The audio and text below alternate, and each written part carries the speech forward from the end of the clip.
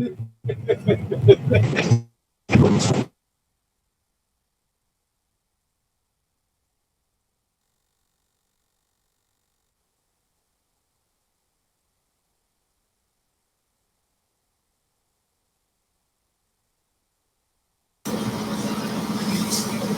से आप शायद वीडियो भी दिखा सकते हैं। ठीक है, अब मैं सीधा इसको मिनिमाइज करूँ। Good morning everybody.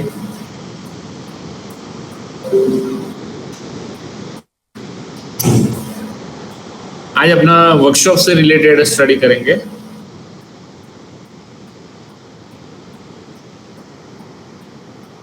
आप लोग आवाज सुन पा रहे हैं?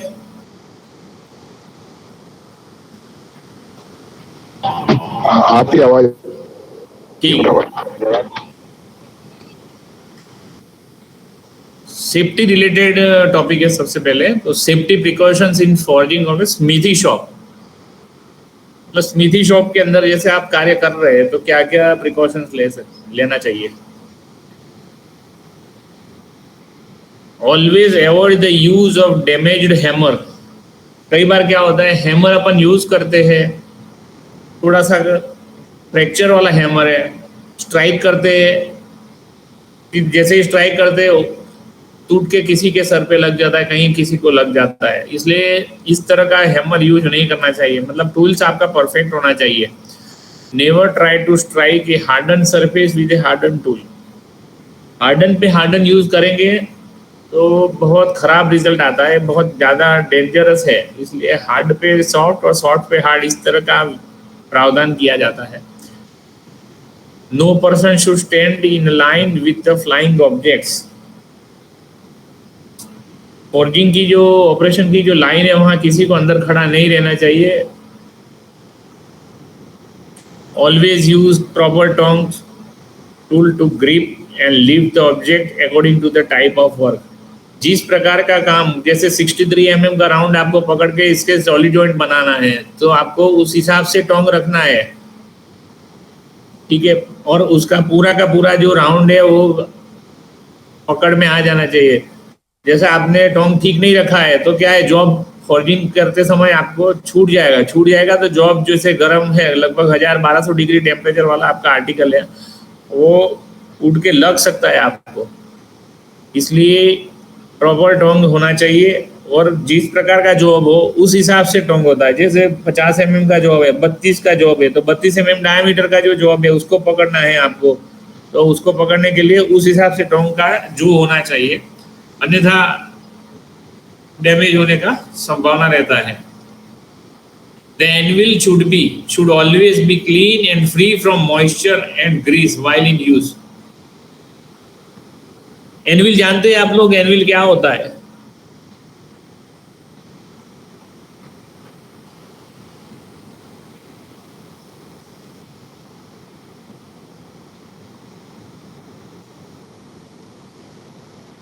What is anvil?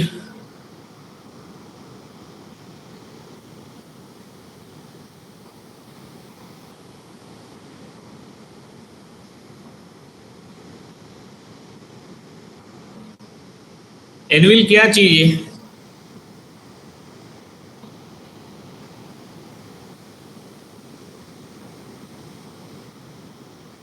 किसी को मालूम है?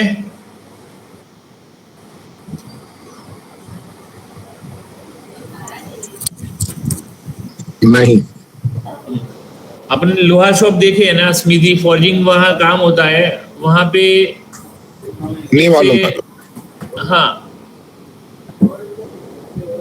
स्मिथी में जैसे फॉर्जिंग कार्य करते हैं तो जो गर्म आपका आर्टिकल होता है, जॉब होता है, उसको पकड़ के एक सरफेस पे रखते हैं जो लोहे की एक चोंच टाइप की बनी हुई होती है, कास्ट स्टील की होती है, उसके ऊपर रख के उसको शेप दिया जाता है। इसी को एनविल बोलते हैं। ये एनविल फिक्स भी होता है और कई बार मशीन की भी एनविल आती है, उसके नहीं मतलब जहाँ पे जॉब रख के आपको ऊपर से फटका लेना है, मतलब हैमरिंग करना है, वो भी एनविल होती है। तो एनविल मतलब ये वो सरफेस है जिसके ऊपर आपको गर्म लोहा रखना है, और गर्म लोहा जो 800, 1000, 1200 डिग्री वाला है उसको रख के उसके ऊपर हैमरिंग करना है, बेंडिंग करना है। ये सारे अलग अलग प्रकार के ऑपरेशन एनविल में होते हैं। तो एनविल आपका इस तरह से टेम्परेचर बेयर करे उस टाइप का होना चाहिए। उसकी जो सरफेस है वो क्लीन इसलिए रखने का बोल रहे हैं, अगर उसमें मॉइस्चर है तो बहुत जबरदस्त इसमें से स्टीम प्रोड्यूस होगा, ग्रीस की वजह से भी ये केमिकल रिएक्शन होगा, वो बहुत डेंजरस है। इसलिए इसके अंदर कभी भी एनविल की सरफेस पे मॉइस्चराइज्ड नहीं होना चाहिए, ठीक है ना।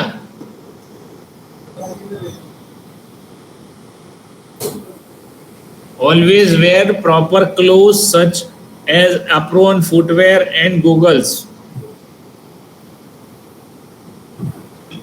जब आप स्मिथी शॉप में काम करते हैं एक ही रिमोट से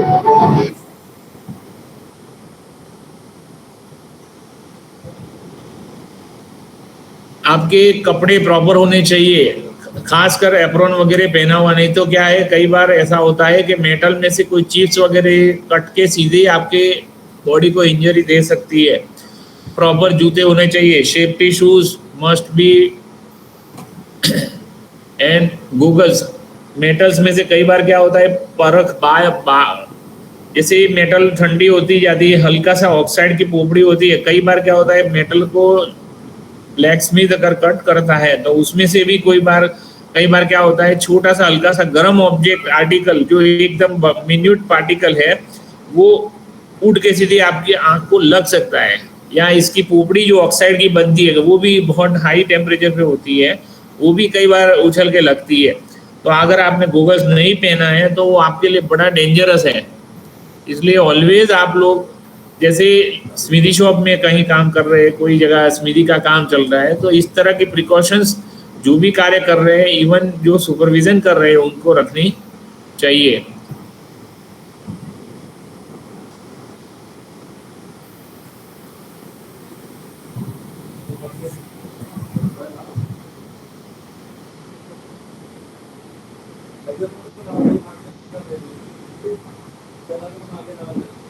आपका जो स्पेस है वहां का वर्किंग का बिल्कुल नीट एंड क्लीन होना चाहिए। कई बार क्या होता है पानी गिरा हुआ है, आदमी गर्म आर्टिकल लेके दौड़ रहा है, मतलब फॉर्जिंग कराना है क्योंकि टेम्परेचर ठंडा हो जाएगा तो फॉर्जिंग नहीं कर पाएंगे प्रॉपरली। तो जैसे सॉलिड जॉइंट और ग्राउंड कनेक्शन का जो रोड है दोनों को ताव लगाना है बोलते हैं, तो फॉर्ज वेल्डिंग करना है तो क्या करते हैं कि दोनों एक पट्टी में आपका रोड गर्म हो रहा है, दूसरी पट्टी में उसका सॉलिड जॉइंट का एंड गर्म हो रहा है, दोनों को मिक्स करना है, हैमर के नीचे ले जाते हैं। फर्श पे अगर पानी गिरा हुआ है या चीजें ठीक नहीं है, रॉ मटेरियल गिरा हुआ है, तो वो क्या है आदमी हैमर के नीचे ले जाएगा, उसके टाइम पे उससे दुर्घटना हो सकती है। इसलिए आपका जो लेवल स्पेस है, working space must be very clean and tidy. Proper safety guard should be provided on all revolving parts. Smithy shop में जब कार्य करते हैं या कहीं भी कार्य करते हैं, मैं पर्टिकुलरली अभी स्मिथी का टॉपिक चल रहा है आपको बताता हूँ, पावर हैमर के आगे जो पावर ट्रांसमिशन होता है वो पावर ट्रांसमिशन 50 HP 100 HP जैसी हेवी मोटर से पावर ट्रांसमिट होता है थ्रू वी बेल्ट। अगर आपने गार्ड नहीं लगाया है तो क्या है, जैसे कोई काम करता है, किसी का कोई कपड़ा लूज है, शर्ट या कुछ भी पतलून, तो इस टाइप के क्या होता है कभी उसको फंसा लेती है और पुली के अंदर आपका बॉडी का पार्ट्स आ जाता है। रिसेंटली कई जगह ऐसा नदी की इंडस्ट्री में सुना गया है कि इस तरह का गार्ड नहीं था और आदमी का पैर हाँ उसका पैर इस तरह से एक्सीडेंट में कट गया, बहुत ज्यादा। हाँ डीएसटी का ही आया है ना मैसेज, नहीं उनको बोला था डीएसटी को भेजो करके। हेलो डीएसटी को मत बोला करो सीनियर डीएसटी को बोला करो। डीएसटी सबको हाँ कर देते हैं, डीएसटी सबको हाँ नहीं करता है, एक दो को टाल देता है वो, अगर देखेगा डीएसटी सबको हाँ कर देते हैं।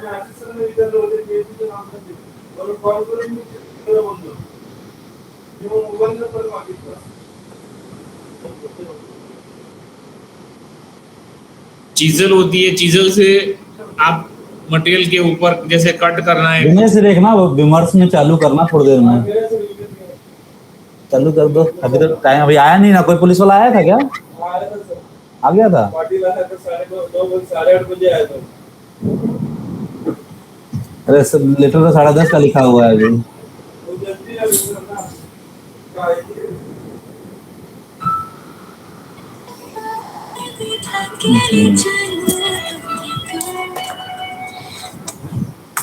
Good morning sir.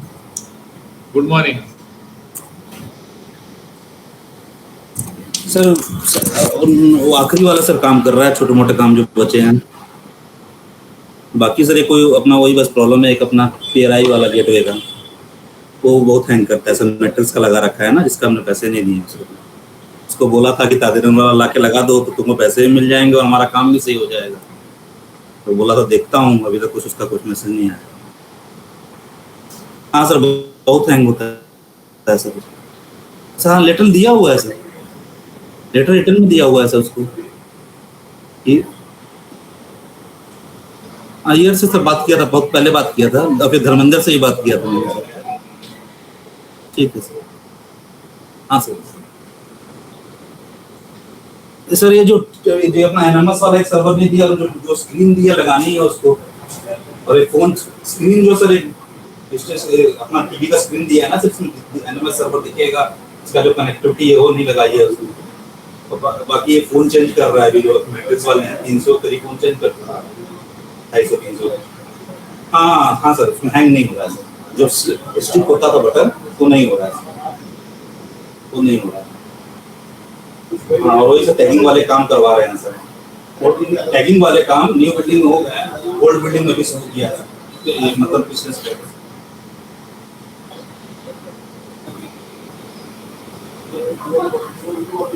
इस ऑडियो टेलीफोन एक्सचेंज की बात कर रहे हैं सर।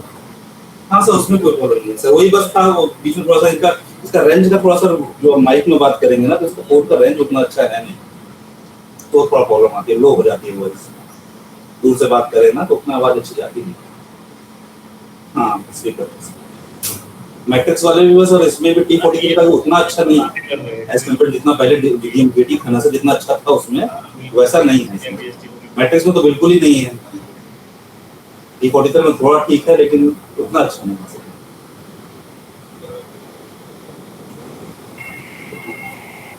नहीं सर यही इसलिए तो सर वो सेफ्टी हम T43 लगा दिया था, वो प्रॉब्लम मैट्रिक्स वाले में आया था ना।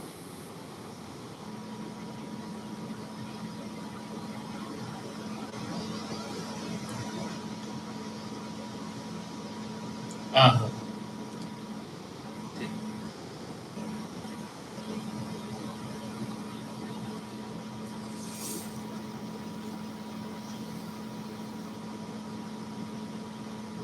Head of the chisel should be free from burrs and should never be allowed to spread. chisel होती है, रोज अपन उसके ऊपर हैमरिंग करते हैं, स्ट्राइकिंग करते हैं, तो उससे क्या होता है उसका जो हेड है वो फैल जाता है और कई बार छोटे छोटे पार्टिकल्स में कन्वर्ट होता है। तो इस तरह का अगर फैला हुआ हेड है बर्र से तो उसके ऊपर कोई बार स्ट्राइक का हैमर जैसे फटका लगाते हैं तो वो बर्स निकल जाती है और अपने आँख में या कहीं और जगह लग जाती है, बहुत शार्प होती है और बहुत डेंजरस है। इसलिए इस तरह की चीजें बहुत ध्यान रख के कभी यूज नहीं करनी चाहिए, बहुत ध्यान रख के इस पे कार्य करना चाहिए। During machine forging always observe the safety rules prescribed for each machine. हर एक मशीन के ऊपर हर एक कंपनी अपना अपना मैनुअल देती है, बिकॉज सेफ्टी इंस्ट्रक्शंस देती है, उसी इंस्ट्रक्शंस को स्ट्रिक्टली फॉलो करके यूज करना चाहिए, मशीन का ऑपरेशन यूज करना चाहिए। अन्यथा क्या होता है मशीन का जो सेफ्टी प्रिकॉशंस बताए कुछ और आप कर रहे कुछ, फिर दुर्घटना हो जाती है और दुर्घटना ऐसी हो जाती है कि आपको परमानेंट डैमेजेस हो जाते हैं, कई बार डेथ तक हो जाती है। तो फॉर्जिंग के समय खासकर मैकेनिकल इंडस्ट्रीज में काम करते समय बहुत ही सावधानी का प्रयोग करना है, सावधानी से करना है, अन्यथा बहुत बड़े बड़े एक्सीडेंट्स हो जाते हैं। One must have a thorough knowledge and working of the forging machine before going to operate it. जो भी ऑपरेटर है उसको हैमर का, जैसे पावर हैमर यूज कर रहे हैं तो पावर हैमर का बिल्कुल नॉलेज होना चाहिए। उसको मॉर्निंग में क्या क्या ऑपरेशन करने से पहले क्या क्या प्रिकॉशंस लेना है, क्या क्या स्टेप्स लेना है, वो सब उसको जानकारी में होना चाहिए। कि अगर आइडिया नहीं है तो ऑपरेशन मैनुअल दिया हुआ होता है वो बराबर पढ़ ले, और वो मैनुअल पढ़ने के बाद कंपनी से रिकमेंडेड पर्सन द्वारा ट्रेनिंग दी जाती है, वो ट्रेनिंग भी लेना चाहिए। ट्रेनिंग लेने के बाद ही आदमी को प्रॉपरली वर्क कर सकते हैं, अन्यथा बड़ी दुर्घटना हो सकती है, ऑपरेटर को भी लग सकता है और जो ब्लैक स्मिथ हैमर के नीचे काम कर रहा है एनविल के आगे, जैसे हैमर का फटका लगता है तो उसको भी चोट लग सकती है। इसलिए प्रॉपरली वर्क करने के लिए आपको ये सब चीजें चाहिए। सिमिलरली मैं आपको फाउंड्री की सेफ्टी प्रैक्टिस के बारे में बता रहा हूँ। फाउंड्री में आप क्या क्या प्रिकॉशंस लेंगे? फाउंड्री में आप जानते हैं सब लोग के फाउंड्री में क्या होता है। ठीक है, हाँ सर हो गया, अभी थोड़ा सा नॉइस आ रहा था बहुत। उनको मैंने बोला, हाँ नहीं मैंने उनको बोला कि बहुत मतलब पूरा कम्युनिकेशन चल रहा है और मतलब मैं बता ही नहीं पा रहा।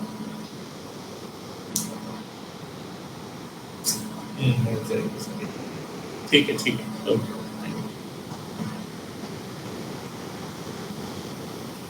फाउंड्री में मोल्टन मेटल के ऊपर कार्य होता है। Molten metal which is the most dangerous, जैसे माइल्ड स्टील है वो 15 से 39 डिग्री सेल्सियस, ठीक है।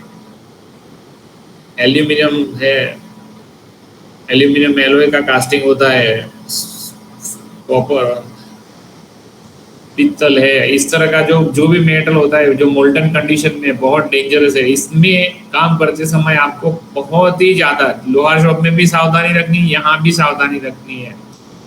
कहीं भी जगह आपको इस तरह की एक्टिविटी नहीं करनी, जैसे मोल्टन मेटल कैरी कर रहे हैं, पानी की बकेट कैरी कर रहे हैं, इस तरह से नहीं करना है, बहुत ध्यान रखिए।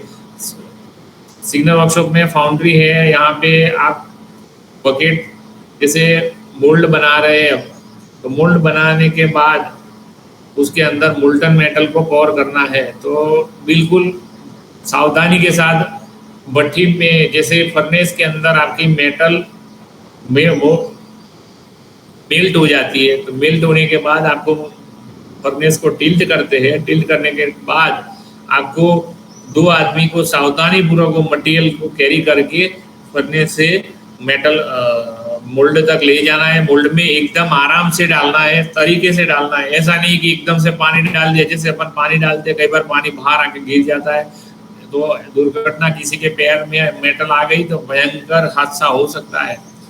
बाद में एक्स्ट्रा जो मेटल होती है उसके लिए आपको सैंड, ड्राई सैंड का एक आपको लेयर रखना है, वहाँ ड्राई सैंड के लेयर में वो मेटल डाल देनी है ताकि क्या है किसी का ये नहीं हो। कई बार ऐसा सुना है कि मोल्टन मेटल है वो फर्श पे रखी है जो गीली है तो आप देखिए बहुत बड़ी डेंजरस चीज है। Never put water on metal fire, this can cause a huge explosion. आप समझ सकते हैं कि पानी है उससे स्टीम भाप बनेगी और जो एक्सप्लोजन होगा वो डेंजरस है, ठीक है। तो मोल्टन मेटल और पानी का कतई कांटेक्ट नहीं होना चाहिए, या मॉइस्चराइज्ड एटमॉस्फेयर भी उसके साथ नहीं होना चाहिए। आपकी सैंड हो वो ड्राई कंडीशन में हो, अन्यथा जैसे ही मेटल आपकी मोल्ड में जाएगी, अगर मोल्ड वेट कंडीशन में है तो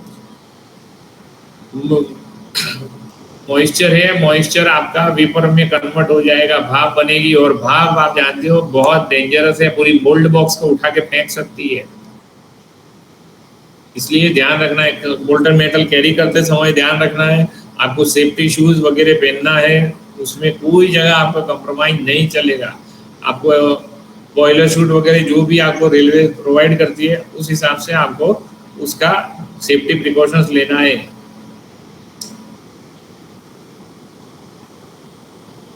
कई बार ऐसा देखते हैं कि always use clean metal as a feed stock, तो आपको साफ मेटल लेनी चाहिए। कई बार क्या होता है स्क्रैप यूज करते हैं, उसके ऊपर पेंट चिपका हुआ है, हो सकता है पेंट, उसके सिवा कई बार जैसे डीजल से पार्ट्स ले आते हैं डीजल शेड से, तो उसमें क्या होता है उसके ऊपर ग्रीस वगैरह है।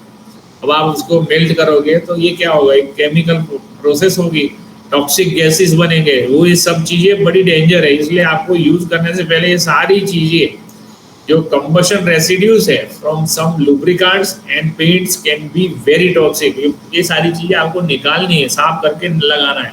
ऐसा नहीं है, कई बार क्या होता है जैसा आया ऐसा डाल दिया, कभी कुछ डाल दिया कभी कुछ, तो आगे जाके बहुत। और आपका जो एरिया है always operate in A well ventilated area, fumes and dust from combustion and other foundry chemicals process and metal can be toxic. बहुत जहरीले गैस निकल सकते हैं, तो आपका वेंटिलेटेड एरिया होना बहुत जरूरी है।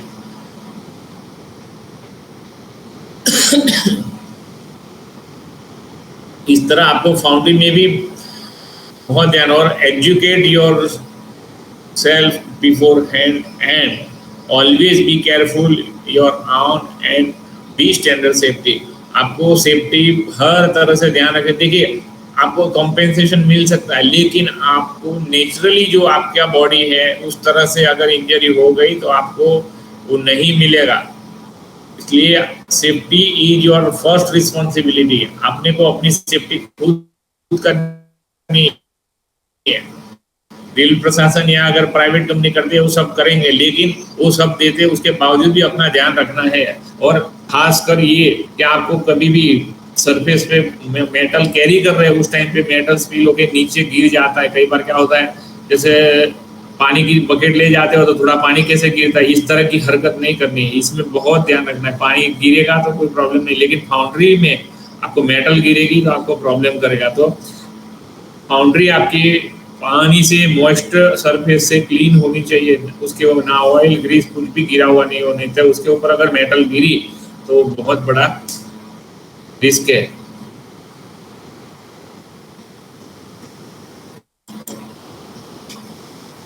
मशीन शॉप वगैरह में भी सेफ्टी। मशीन शॉप में ज्यादातर क्या क्या मशीन होती है वो मैं आपको बता देता हूँ। मशीन शॉप में जैसे मशीन टूल्स होते हैं, अलग अलग प्रकार के। लेथ मशीन आता है, मिलिंग, ड्रिलिंग, शेपर, प्लानर, ऐसे हैवी मशीन्स होते हैं। इंजीनियरिंग मशीन्स, इंडस्ट्रीज के अंदर आप जो भी कार्य करते हैं बहुत सावधानी पूर्वक करना पड़ता है, अन्यथा बहुत बड़ी दुर्घटना होती है, परमानेंट डैमेजेस होते हैं, लाइफ टाइम आपकी इंजरी रहती है, इस तरह की जो बताया। और उसके बाद भी कई बार क्या है, डेथ भी हो जाती है। किसी आदमी ने लीज का एक जॉब है, जॉब के अंदर ट्रक में पकड़ा है और चाबी से टाइट किया और चाबी छूट गई, भूल गया और किसी से बात में रह गया और मशीन चालू कर दिया, चाबी अंदर से निकल के उसके लग गई और डेथ हो गई। ये सारी चीजें बड़ी ध्यान रखनी है। मशीन शॉप में सेफ्टी के लिए मैं आपको बताता हूँ, train all the employees extensively. सभी एम्प्लॉय जो मशीन चालू कर रहे हैं उनको सबसे पहले मशीन के बारे में बताना है, उनको ट्रेनिंग देना है। ट्रेनिंग देने के बाद उनके साथ खड़े होके उनसे काम करवाना है। जैसे ही खड़े होके आप उनके साथ खड़े रहेंगे, उनको प्रैक्टिकली बताना है। उससे ज़्यादा वो हर एक चीज़ में कोई ना कोई जगह अगर कोई ज़्यादा करने जाता है बिना समझे तो दुर्घटना होना पॉसिबल है।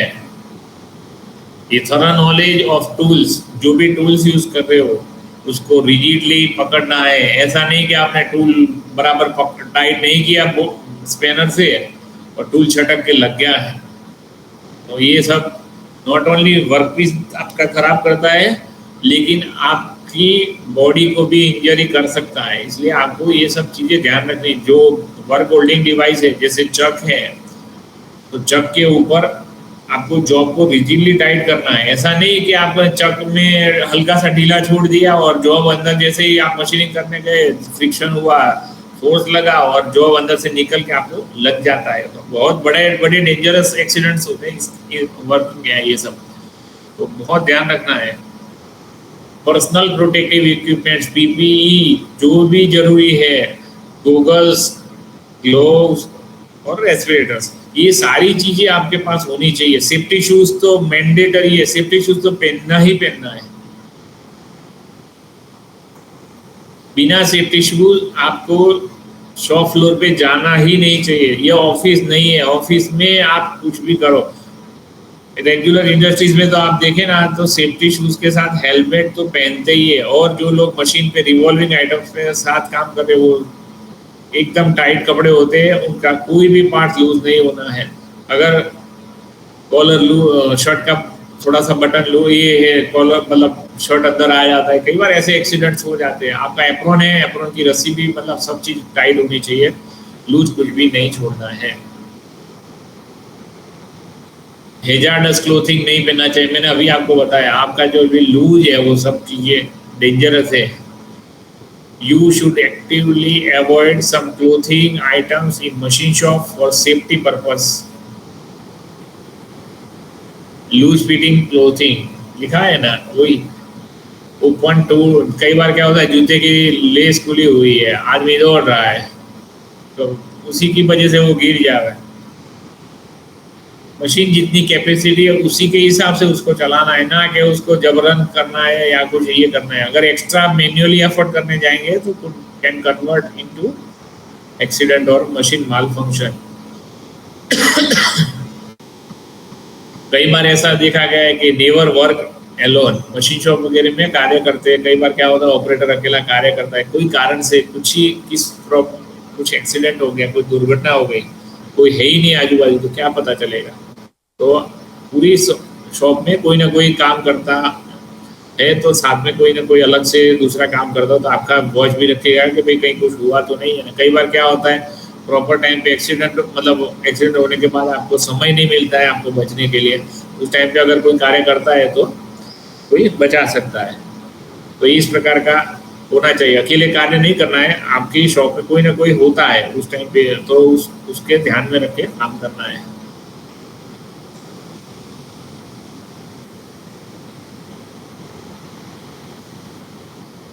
आपका जो रास्ता है वो क्लियर होना चाहिए। बीच में कई बार क्या होता है कुछ रो मटेरियल पड़ा हुआ है, रो मटेरियल रास्ते में गिरा हुआ है, हेफाजाड़ रखा हुआ है, मतलब कोई ठीक तरह से फर्श पे रखा नहीं है, और कोई जा रहा है और उसको उसके ऊपर पैर आ गया, वो स्लिप खाएगा और लग जाएगी चोट। इसी में काफ़ी सारी इंजरी होती है। इसलिए आपका जो मटेरियल स्टैकिंग करके रखना चाहिए, प्रॉपर जगह उसको स्टोर करना चाहिए।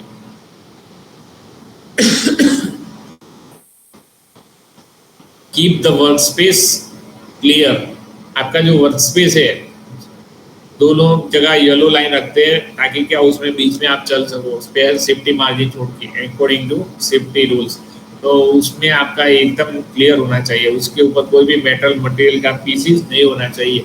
कई बार शार्प एज जैसे लेथ वगैरह में या मिलिंग शेपर वगैरह में से मटेरियल कट के चिप्स है वो फर्श पे गिरी हुई होती है, जिसका टेम्परेचर भी हाई होता है। जैसे ही आपने शूज़ ऊपर रखे आपके शूज़ को जला देगा, और शूज़ को पेनिट्रेट करके आपके पैर को भी नुकसान कर सकता है।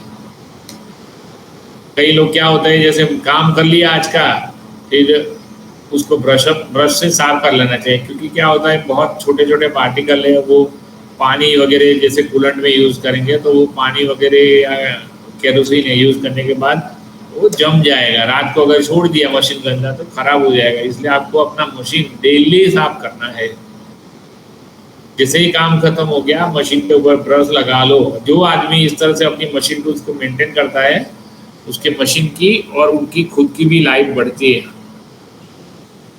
अगर कोई स्पेसिफिक इंजरी हो गई किसी को मतलब छोटी मोटी भी हो गई, तो मैनेजमेंट को बताना चाहिए कि ये कार्य करने से इस तरह की चीज़ें हो रही है, ताकि क्या है उस हिसाब से प्रिकॉशंस ली जाए कि ताकि आगे किसी को चोट न लगे। Always run machine eight recommended speed, use proper tools and hold the workpiece properly.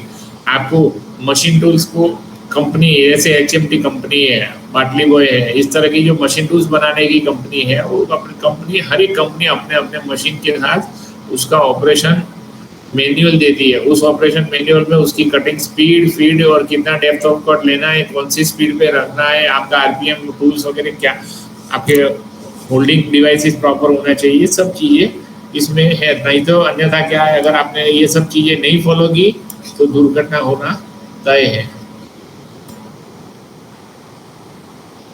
इसी तरह जैसे शीट मेटल शॉप में अपन कार्य करते हैं, फैब्रिकेशन शॉप है जहाँ पे वेल्डिंग एंड गैस कटिंग का कार्य होता है, वहाँ भी बहुत ज़्यादा ध्यान रखना है। गैस कटिंग करते समय आपको बहुत ही प्रिकॉशन लेना है। Intense heat is generated during the welding and cutting of the metal.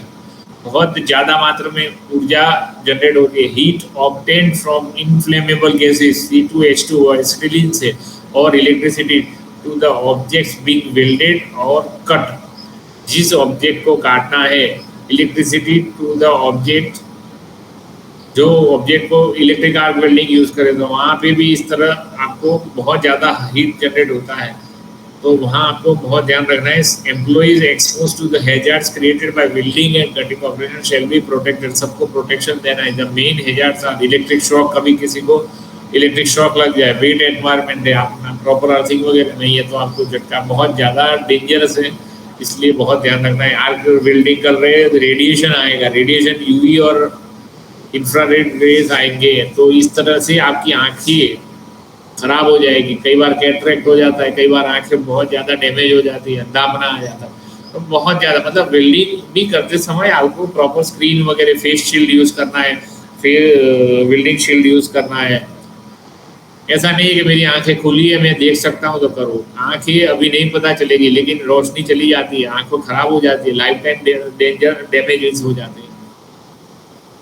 जो गैसेस वगैरह आपके जनरेट हो रहे हैं वो गैसेस बाहर जाने के लिए प्रॉपर जगह होना चाहिए। Fumes, gases and dust, compressed gases, fire and explosion and noise, तो ये सारी चीज़ें हैं। नॉइज, अननेसेसरी नॉइज नहीं होना चाहिए, नॉइज एब्सॉर्बर भी आते हैं, वो सब चीज़ें शॉप फ्लोर पे होनी चाहिए।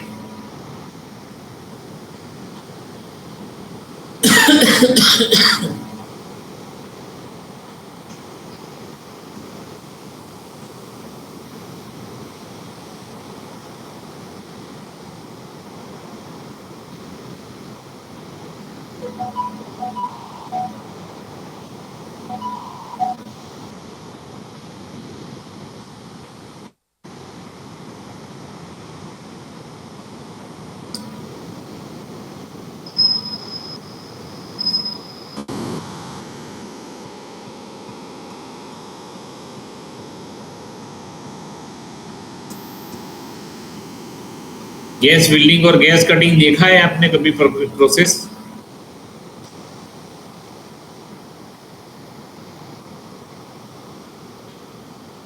गैस वेल्डिंग और गैस कटिंग कभी देखा है?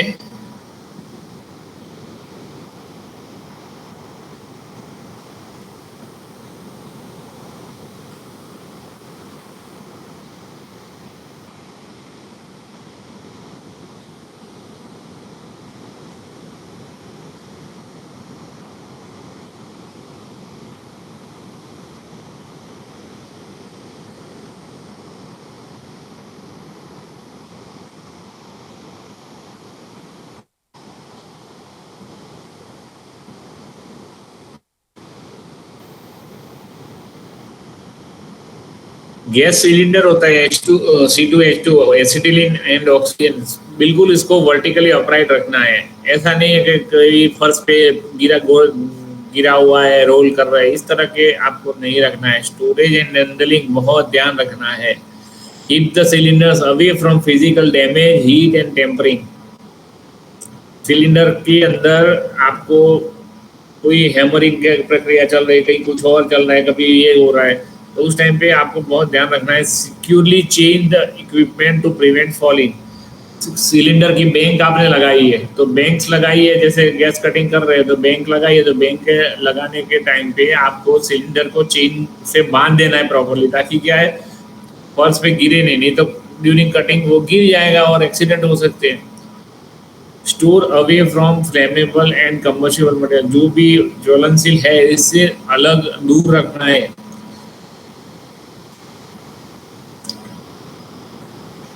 ज़्यादा गैस वगैरह है तो उसको सेपरेट रखिए, एक्स्ट्रा सिलेंडर से उसको कुछ अलग जगह रखिए, खुले में रखिए, ताकि क्या है उसके अंदर से जो भी कुछ एक्स्ट्रा कोई लीकेज हो तो वो एटमॉस्फेयर में चला जाएगा।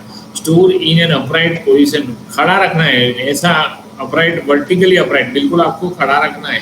Close cylinder valves before moving, अगर आप सिलेंडर को इधर से उधर कहीं ले जा रहे हैं तो आपको सिलेंडर का जो वाल है वो बंद करना है, इसको वाल को बंद करके करना है। प्रोटेक्टिव कैप्स और regulator should be kept in place, तो प्रोटेक्टिव कैप्स वगैरह आपको रखना है साथ में, और रेगुलेटर भी आपके प्रॉपर होने चाहिए, IS मार्क वाला होना चाहिए, ताकि क्या है कभी कुछ गड़बड़ हो तो आपको सेफ्टी मिल सके, वो IS के सारे नॉर्म्स को फुलफिल करता हो। Roll cylinders on bottom edge to move, अपना जो सिलेंडर होता है तो बॉटम एज के ऊपर ऐसे रोल करके लेना चाहिए, ना कि ऐसे खींचना चाहिए। Don't drag. Allow very little movement when transporting, जब आप उसको ट्रांसपोर्ट करते हो तो बहुत कम मूवमेंट होनी चाहिए।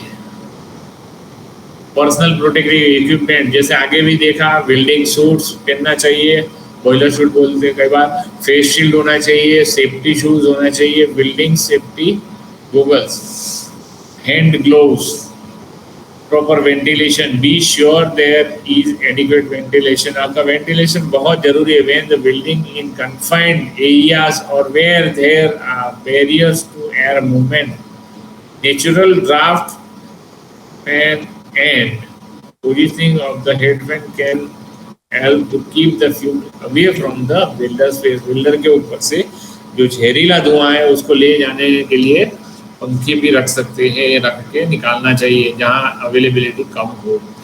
Always have a fire extinguisher, fire extinguisher ready होना चाहिए, कभी भी आग लग सकती है। कई बार ऐसा देखा गया है कि गैस कटिंग कर रहे हैं और बैकफायर हुआ है, तो बैकफायर हुआ है तो आपकी आग अंदर लगना चालू हो गई, मतलब जो पाइप से आप कटिंग टिप टॉर्च से जैसे आप कट कर रहे हो तो पीछे आग लगना, मतलब सिलेंडर तक आग पहुंचती जाती है धीरे धीरे धीरे करके। तो जो आग बैठ जाती है उसको रोकने के लिए आपको वाल साइड और कटिंग साइड, मतलब टॉर्च साइड, दोनों बाजू से आपको फ्लैशबैक एरेस्टर्स यूज करना है ताकि बैकफायर नहीं हो।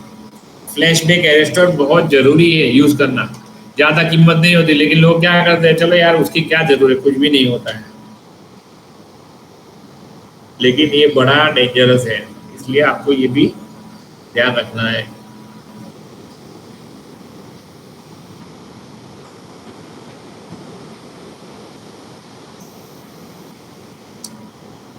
सेफ्टी के बारे में किसी को कुछ पूछना है?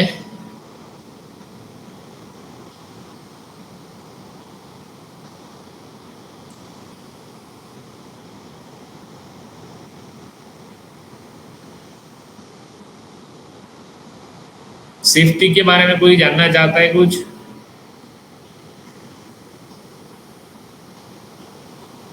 नो सर, कंटिन्यू करिए सर। ओके।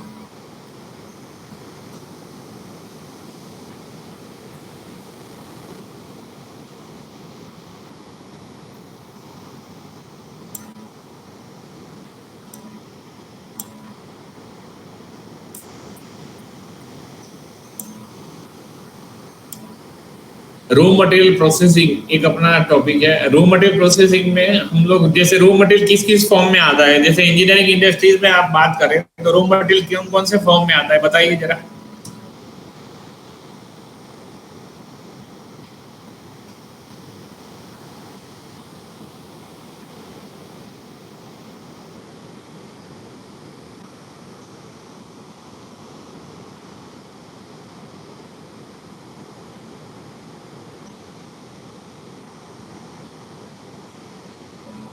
आप लोगों ने देखा होगा जैसे कई जगह क्या होता है, इनगट्स जाते हैं, मेटल के बड़े बड़े इनगट्स होते हैं, इनगट समझते हैं ना,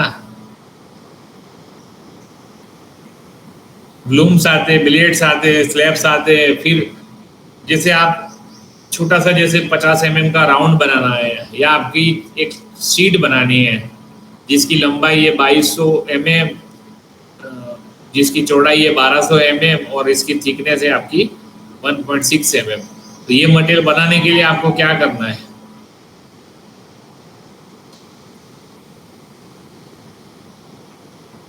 शीट देखिए ना 1.6 mm जैसी पतली शीटें देखिए ना मेटल की,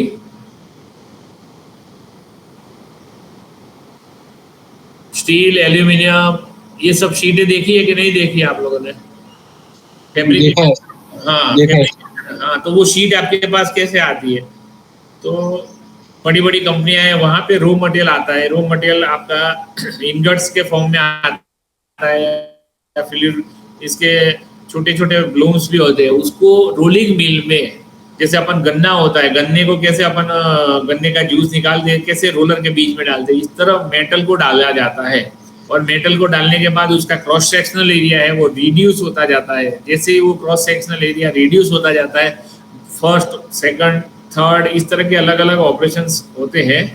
इस तरह ऑपरेशन करने के बाद जो आपका मान लीजिए 300 बाय 300 mm का एक इनगट्स का क्रॉस सेक्शन है जिसकी लेंथ है मान लीजिए 2 मीटर है, इसको रोलिंग करके पतला किया जाएगा। एक बार जाएंगे तो आपको 300 बाई 300 से आपको 200 बाई 200 होगा। फिर सेकंड ऑपरेशन करेंगे 200 बाई 200 से 150 बाई 150। इस तरह एक से दूसरा डुप्लेक्स ट्रिप्लेक्स इस तरह के ऑपरेशन आपको रोलिंग मिल के करने हैं। और उस रोलिंग मिल में जैसे ही आपकी ये चीज इनगट्स वगैरह जाएगा ऑपरेशन होके, लास्ट में धीरे धीरे जैसे जिस साइज की आपको मेटल की शीट बनानी हो, चद्दर रखनी हो, चद्दर बोलते हैं, तो शीट बनाने के लिए आपको मान लीजिए 2.5 mm थिकनेस की स्टील शीट बनानी है, तो आपको उस हिसाब से नंबर ऑफ ऑपरेशंस आते हैं, प्रॉपर वे में करना है। उसके बाद आपकी शीट तैयार होती है। वो शीट को आप अलग अलग मशीन से काटते हो, काटने के बाद चीयरिंग मशीन पे काटने के बाद उसको प्रॉपर साइज पे बेंडिंग वगैरह जो एज पर रिक्वायरमेंट आपको, जैसे आप लोकेशन बॉक्स बनाते हैं, क्या करते हैं उसमें आपकी शीट कटेगी प्रॉपर साइज से। जैसे ही साइड कटी उसके बाद उसको बेंडिंग वगैरह करेंगे प्रेस ब्रेक मशीन पे। बेंडिंग करने के बाद उसको फैब्रिकेट किया जाएगा, ताकि क्या है आपका जो भी जॉब है यूजफुल प्रोडक्ट है। जैसे आपकी अलमीरा है, लोकेशन बॉक्स एक अलमीरा टाइप का ही है, उसमें क्या है चारों बाजू खोने शीट है, उसको बेंडिंग वगैरह ऑपरेशन किया है, फिर बिल्डिंग किया हुआ है, वो सब सारी चीज़ें करके फैब्रिकेट किया जाता है। तो रॉ मटेरियल में इस तरह प्रोसेसिंग होता है। जैसे आपको मैंने बताया पतली चद्दर कैसे बनती है, इसी तरह जैसे मान लीजिए आपने राउंड बार बनाना है, 63 mm का राउंड बार, इसमें भी सिमिलर वे में प्रोसेस होता है। आपका इनगट्स वगैरह आता है, उसको रोलिंग मिल में बार बार ऑपरेशन करने के बाद एक प्रोडक्ट ऐसी बनती है जिसका अल्टीमेट डायमीटर इसका आउटर डायमीटर 63 mm रखा जाता है। इस तरह बार बार अलग अलग प्रोसेस, जैसे गन्ने को एक बार मशीन के अंदर डाला, दोनों रोलर के बीच में वो पीसेगा तो आपका थोड़ा जूस तैयार होगा। फिर से वो क्या करता है, उसको डबल करके फिर उसको अंदर डालता है, फिर डबल के बाद ट्रिपल, जितना मैक्सिमम। कहने का मतलब ये है कि रोलर की साइज वेरी चेंज करके इस तरह की चीजें बनानी है ताकि आपकी यूजफुल प्रोडक्ट बन सके।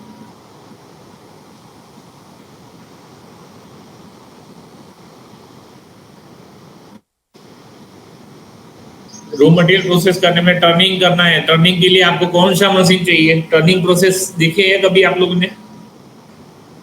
टर्निंग के बारे में कोई बता सकता है क्या है टर्निंग?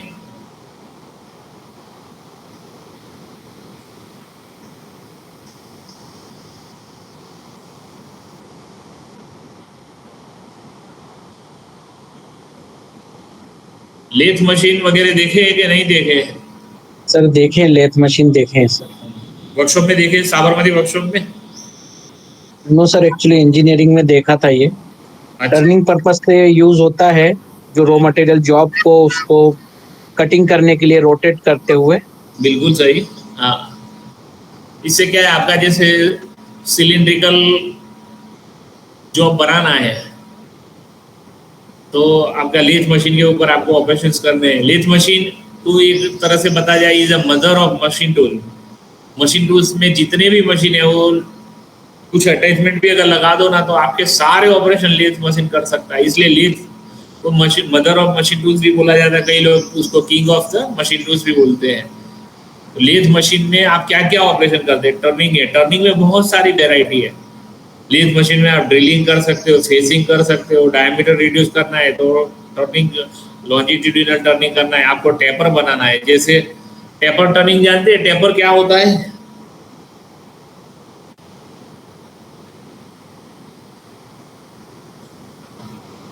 No sir. टेपर अपना कौन होता है ना, कौन आता है मेटल, जैसे कौन है, कौन को आप बीच में से काट लो एक, तो उसके बाद जो नीचे का जो पोर्शन रहता है, जैसे पानी का ग्लास है अपना, रेलवे का जो ग्लास आता है ना, वो कैसा है, नीचे कम है और ऊपर डायमीटर ज्यादा है, ऐसा है ना। इसको इस तरह के जॉब बनाना मतलब आर्टिकल बनाना, उसको टेपर टर्निंग बोला जाता है। आगे एक स्लाइड आएगी, मैं आपको उसमें बताऊंगा लेथ मशीन्स के ऑपरेशंस।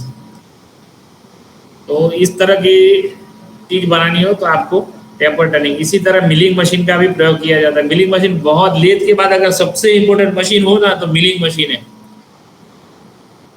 मिलिंग मशीन में वर्क पीस होता है, इस लेथ में क्या होता है, जैसे आपने सिलिंड्रिकल वर्क किया, मिलिंग मशीन में जैसे आपका रेक्टेंगुलर क्रॉस सेक्शन वाला मटेरियल है या स्क्वायर सेक्शन वाला है या फिर कुछ इस तरह का है जिसमें आपको फ्लैट सरफेसेस बनानी है। कई बार क्या होता है गियर के टीथ कटिंग करना हो, कीवे कटिंग करना हो, ये सारे ऑपरेशन मिलिंग में करता है। Milling is the most important machine after lathe. Milling बिल्कुल लेथ के बाद सबसे इंपॉर्टेंट मशीन में है। मिलिंग कटर आती है, कटर कभी यूज देखिए आप बहुत ज़्यादा, अभी तो बहुत ज़्यादा एडवांसमेंट हो गया है टेक्नोलॉजी में। इसको मिलिंग को फिर आगे थोड़ा एडवांस करके इसका नाम रख दिया वीएमसी, वर्टिकल मशीनिंग सेंटर। तो ये इस तरह की मशीनें हैं। इसके बाद ये स्लॉटर मशीन है। स्लॉटर मशीन देखिए कभी आप लोग,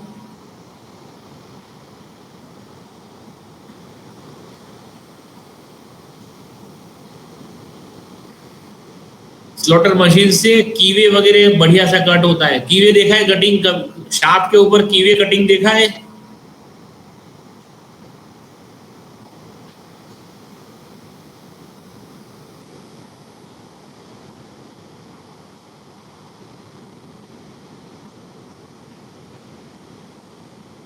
तो इस तरह कीवे कट करना है, वर्टिकल स्प्लाइन टाइप का जॉब बनाना है, तो इस तरह की स्लॉटर मशीन है। शेपर मशीन मिलिंग का ही छोटा स्वरूप है, लेकिन शेपर में मशीन टूल्स अलग प्रकार का है लेकिन कार्य उसी प्रकार के होते हैं। Planer machine heavy duty shaper को बड़ा बना दिया जाए तो प्लानर मशीन मतलब हैवी ड्यूटी में है। प्लानर में क्या होता है आपका टूल फिक्स रहता है और जॉब आगे पीछे होता है टेबल के साथ। शेपर में अलग है, शेपर में जॉब फिक्स रहता है और टूल आगे पीछे होता है।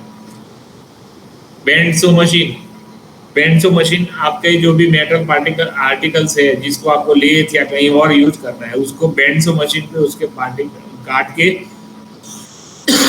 रिक्वायर्ड साइज का बनाया जाता है। बोरिंग मशीन है, आपको सिलिंड्रिकल बोरिंग। अपना जो स्कूटर, एक्टिवा, बाइक वगैरह होता है उसका जो सिलेंडर होता है, सिलेंडर जिसमें पिस्टन आगे पीछे टो एंड फ्रो मूवमेंट होता है, तो सिलेंडर को प्रॉपर साइज से बोरिंग किया जाता है। बोरिंग करना है तो आपको बोरिंग मशीन में ले जाना पड़ता है। कई बार क्या हो जाता है कि आपका मशीन खराब हो गया, स्कूटर खराब हो गया, उसको फिर क्या करते हैं लेथ वाले जो होते हैं इनके पास ले जाते हैं और उसमें फिर से बोरिंग करके फिर उसके अंदर सिलेंडर के नए लाइनर लगाते हैं, ताकि क्या है आपका जो कई बार देखा है कि एक्टिवा या बाइक के पीछे बहुत ज़्यादा धुआं निकलता है, वो क्या होता है सिलेंडर और पिस्टन के बीच में गैप बन गई होती है। वहाँ फिर से आपको उसको सिलेंडर लाइनर लगवाना है। लगाने के लिए आपको थोड़ा सा और बोरिंग करके फिर उसको वो करेंगे और उसके बाद उसके अंदर फिर से सिलेंडर लाइनर लगाएंगे। उसके बाद वो पिस्टन उसके अंदर जाएगा ताकि क्या लीकेज नहीं होगा। ठीक है। ड्रिलिंग मशीन सब जानते हैं, अलग अलग प्रकार की ड्रिलिंग होती है। वेरियस साइज के होल्स ड्रिल करने के लिए आपको ये चाहिए। Grinding machine, grinder machine for grinding work like metal finishing and tool end cutter grinder. आपका टूल वगैरह जैसे चीज़ क्या, आपको सिंपल एग्जांपल देता हूँ। घर पे अपन नाइफ यूज़ करते हैं सब्जी वगैरह काटने के लिए। फिर आपने देखा होगा कि कई बार क्या होता है यूज़ करने के बाद, वो काफ़ी टाइम यूज़ करने के बाद उसकी जो धार है वो ब्लंट हो जाती है, शार्पनेस चली जाती है। आप लोग क्या करते हैं, शार्पनेस चली जाती है नाइफ की तो क्या करते हैं,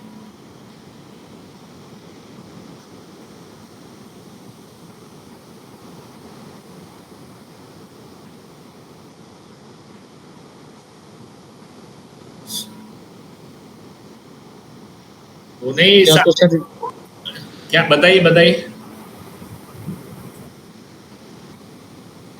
शार्पनेस सर फिर से सही, शार्पनेस सही कैसे करेंगे फिर से? वो या तो उसकी धार तेज करेंगे या फिर यूज नहीं करेंगे सर। धार तेज करने के लिए कहाँ ले जाएंगे, क्या करेंगे? तो सर वो उस टाइप से सर जो एक रोटेट होता रहता है वो क्या होता है रोटेट? सही है, आप थोड़ा सा नजदीक बाकी है, नजदीक है आप।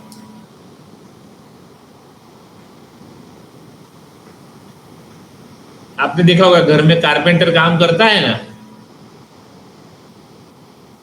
तो कारपेंटर का जो प्लेन होता है, प्लेन मतलब रंधा जो होता है, उसमें भी कई बार क्या होता है लकड़ी काटते काटते उसकी धार बैठ जाती है, तो वो एक पत्थर रखता है, देखिए पत्थर, उसमें वो पानी रख के थोड़ा सा हल्का सा घिसता रहता है 2-5 मिनट तक देखे। इसे ही अपनी नाइफ खराब हो जाती है, वो नहीं साइकिल लेके आता है और फिर वो घुमाता है और अपने नाइफ को आगे पीछे करके एकदम शार्प करता है, देखे है ना। उसको एमरी या ग्राइंडिंग व्हील बोलते हैं। लोहार कारपेंटर अपने घर पे काम करता है तो उसके भी टूल्स जैसे ब्लंट हो जाते हैं कई बार रद्दा वगैरह यूज करते समय, तो उसको भी वो 2-3 दिन पे बाद, हर 2 दिन पे बाद वो पत्थर रखता है उसके ऊपर, वो आगे पीछे करके शार्पनेस क्रिएट करता है ताकि आपका मटेरियल शार्प हो जाता है। आपका जो कटिंग टूल है, जो रद्दा है, उसकी ब्लेड वगैरह शार्प हो जाती है। तो इस तरह का आपको एमरी जो ग्राइंडिंग वर्क है उसको, वो जो चाकू की धार निकालने के लिए जो घूमता है ना, वो ही ग्राइंडिंग व्हील होता है। इसी से शार्पनेस आपकी मिलती है, ठीक है ना।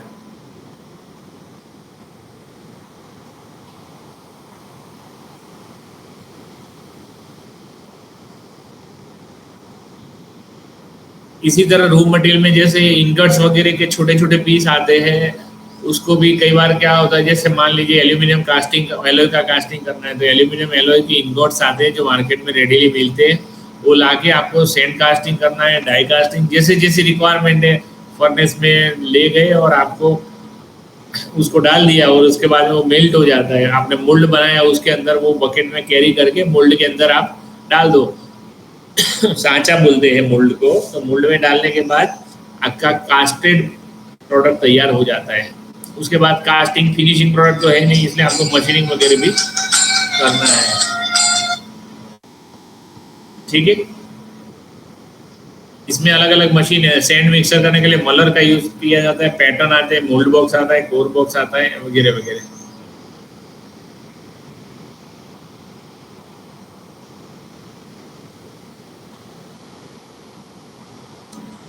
किसी को कोई डाउट? रॉ मटेरियल प्रोसेसिंग का इंट्रोडक्शन है। फैब्रिकेशन में भी आपको इसी तरह arc welding, gas welding machine है, ब्रेजिंग इक्विपमेंट है, हैंड ग्राइंडर्स है, जिससे आप जैसे फैब्रिकेशन करते हैं, जाली चांपा घर पे बना रहे, लोकेशन बॉक्स अपने शीट मेटल शॉप में बनता है। उसके बाद क्या होता है, जैसे मेटल कट करके आती है उसको फैब्रिकेट करते हैं, उसमें क्या शार्प एजेस रह जाती है। शार्प एजेस क्या है, आपको बहुत लग सकती है, उसके ऊपर ग्राइंडिंग मशीन चला के ग्राइंडिंग ऑपरेशन किया जाता है ताकि क्या है आपकी शार्प एजेस रिमूव हो जाए और फिनिशिंग हो जाए। ये सारी मशीन से प्रेस ब्रेक है, प्रेस टूल है, हैंड ग्राइंडर्स है, वगैरह वगैरह है। फॉर्जिंग में भी आप देखिए तो क्या क्या यूज होता है। एक तो आपका ब्लैक स्मिथ का हर्थ होता है, हेक्सो मशीन आती है जहाँ छोटे छोटे पीस करने के लिए, उसके बाद उसको फॉर्जिंग में हर्थ में डाल दिया जाता है। न्यूमेटिक पावर हैमर का यूज किया जाता है। Ground connection set of MS 32 mm dia is joint with solid joint by using blacksmith. बराबर कैसे ज्वाइन करना है, ब्लैक स्मिथ हर्थ का यूज करना है जहाँ वो गर्म होता है, एंड हैमर जिसके ऊपर रख के उसको फॉर्जिंग किया जाता है। And at plastic stage where deformation can be possible. Plastic stage जानते हैं आप,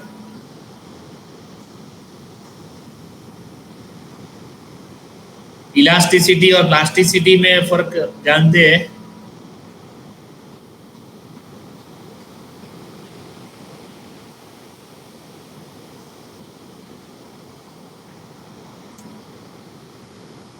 कोई बताएंगे प्लास्टिक स्टेज क्या होता है?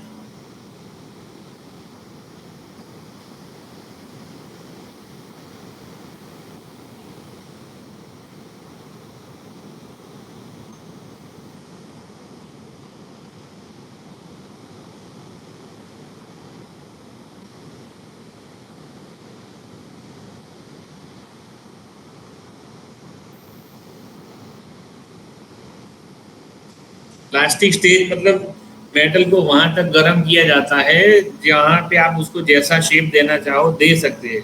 ठंडे में आप शेप देना चाहो तो इतना नहीं है, इसलिए प्लास्टिक स्टेज गर्म करना पड़ता है।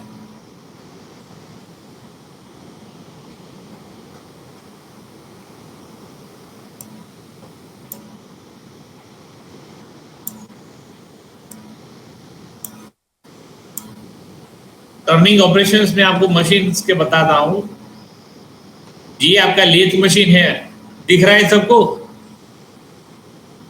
Yes sir. लेथ मशीन में ये जो पोर्शन है जहां पे हेड स्टॉक है, पावर यहाँ से ट्रांसफर होके यहाँ आएगा। ये जो मेरा माउस का जो कर्सर है, ये स्पिंडल है, ये घूमेगी, इसके साथ जो जॉब बांधा हुआ है चक के अंदर वो घूमेगा, और ये आपका टूल है, वो टूल आगे पीछे करेंगे या इस तरह लॉन्जिट्यूडिनल डायरेक्शन में घुमाएंगे। और ये जो पोर्शन है वो टेल स्टॉक है, टेल स्टॉक के अंदर आपको डेड सेंटर रखा हुआ है ताकि क्या जॉब लंबा हो तो उसको पकड़ा जा सके। ये लेथ मशीन के अलग अलग पार्ट्स है, ये कैरेज है, पूरा का पूरा पार्ट्स को कैरेज बोलते हैं, ठीक है। Carriage, apron, feed rod, lead screw, ये इतना डिटेल में आपको जरूर नहीं है। फीड रोड का उपयोग है जैसे मशीन को जॉब कट कर रहे हैं तो आपको मैन्युअली हाथ से घुमाना नहीं है, आपको फीड रोड से कनेक्ट करना है मशीन को, ताकि क्या है वो टूल अपने आप काटता जाएगा एक ही कंटिन्यूस। जैसे फीड होती है, फीड को बोलते हैं मिलीमीटर पर रेवोल्यूशन, उसका यूनिट है। मतलब जॉब आपका एक रेवोल्यूशन घूमेगा तो हॉरिजॉन्टली लॉन्जिट्यूडिनल डायरेक्शन में आपका टूल है वो मशीन जॉब के ऊपर कितना एमएम पे आता है उसको उसकी कटिंग फीड बोला जाता है। लेथ में आपको कुछ समझना हो तो मुझे पूछिए।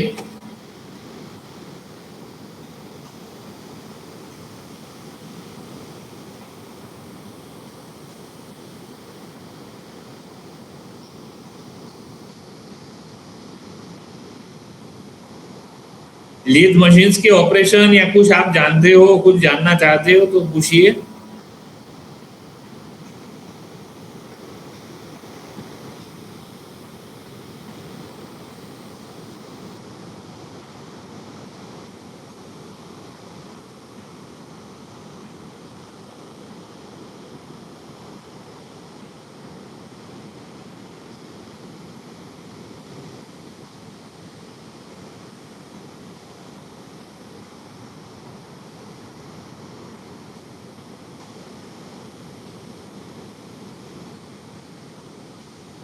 लेथ मशीन में ये बहुत सारे अलग अलग ऑपरेशंस है करना है, तो इसके लिए आपको हेड स्टॉक जो लेफ्ट साइड का पार्ट है, नीचे बेड है जिसके ऊपर आपका सारा टूल वगैरह घूमता रहता है, टेल स्टॉक भी उसके ऊपर रखा हुआ है, और ये टेल स्टॉक है जो राइट साइड का पार्ट है, ये आपका जो है वो जॉब है।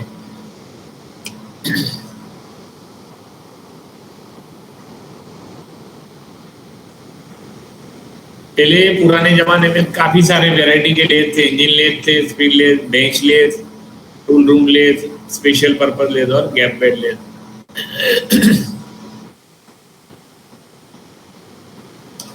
वर्कपीस को पकड़ना है तो क्या यूज करना है आपको? फिक्सचर्स यूज करना है। टूल पकड़ने के लिए जिग्स है, ये आपका जॉब है जो लेथ मशीन में 3 और 4 जो चक है यहाँ इसमें आपको जॉब करना है। और ये जो चाबी है, चाबी आप घुमाएंगे तो ये तीनों जो एक साथ बंद होंगे एडजस्टेबल होते हैं। इससे क्या है आपका जॉब इस पर डायमीटर पकड़ा जाता है तो आपको फिक्स पकड़ हो जाती है। फूर्जो में भी इसी तरह का है। ये समझ में आ रहा है? चक वगैरह में कोई डाउट है?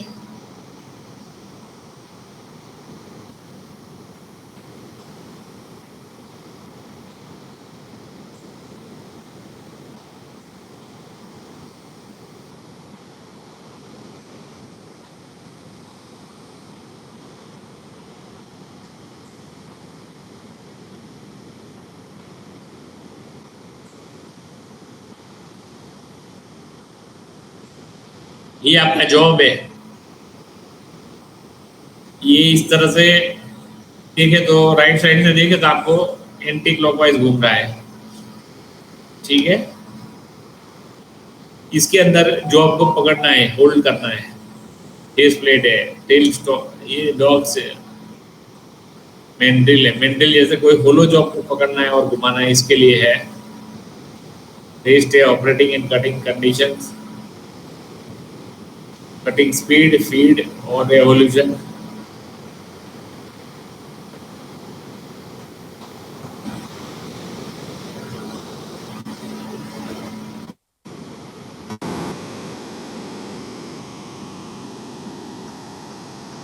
ये चीफ निकल रही है कटिंग होने के बाद।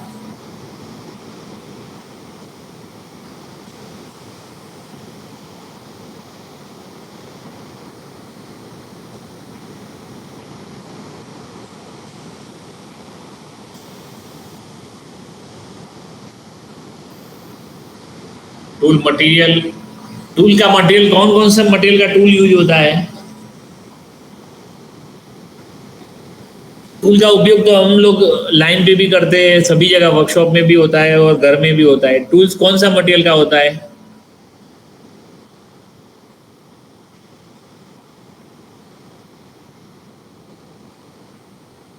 जैसे मान लीजिए आपको कोई चीज काटनी है तो उसके लिए जैसे आरी का प्रयोग किया, आरी मतलब हेक्सो, हेक्सो कौन सी मटेरियल की होती है, बताएंगे कोई?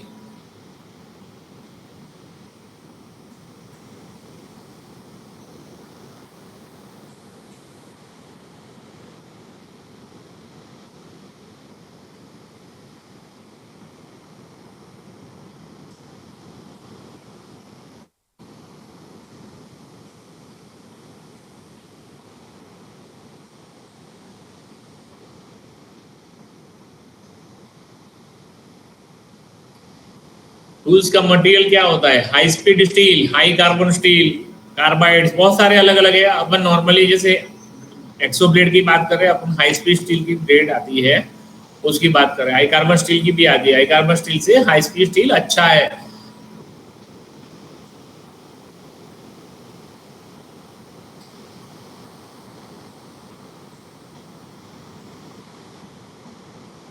लीज में क्या क्या ऑपरेशन हो सकते हैं? टर्निंग होता है, chamfering, facing, taper turning. Taper turning बोले तो अपना जो डायमीटर दोनों जगह डिफरेंट है। जैसे अपना पानी का गिलास है रेलवे में, कैसा है, नीचे कम डायमीटर है और ऊपर ज्यादा है जहां अपन पीते हैं, तो वो टेपर टर्निंग बोला जाता है। नर्लिंग, नर्लिंग देखा हुआ है आप लोगों ने?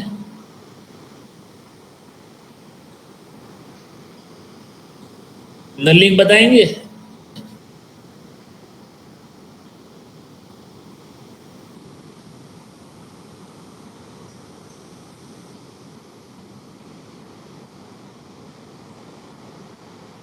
नर्लिंग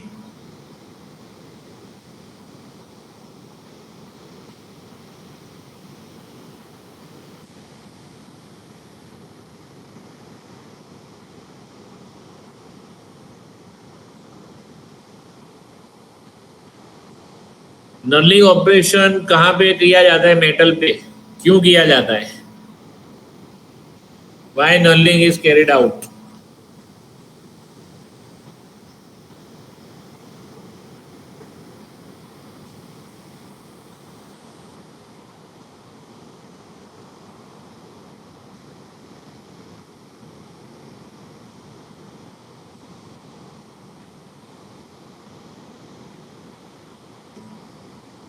माइक्रोमीटर आता है, माइक्रोमीटर के ऊपर थिम्बल होती है, उसके ऊपर जैसे आपको हाथ घुमाते हैं तो एक दाने दाने वाला एक मटेरियल रहता है जिससे क्या है, स्लिप नहीं लग होवे। वो जो क्रॉस सेक्शन मतलब क्या बोलते हैं उसकी, जो पेरीफेरी के ऊपर जो इस तरह की सरफेस बनाते हैं, ये नर्लिंग होती है। और भी एक एग्जांपल देता हूँ, जैसे ट्रेन होती है, ट्रेन के अंदर जैसे अपन दरवाजे से चढ़ते हैं तो हैंडल जो होता है उसके ऊपर शक्करपारा डायमंड टाइप के वो होते हैं, ताकि क्या आपको ग्रिप बनी रहे, नहीं तो स्मूथ होता है तो हाथ छटक सकता है। तो इसी को नर्लिंग बोलते हैं। नर्लिंग समझ में आया? नर्लिंग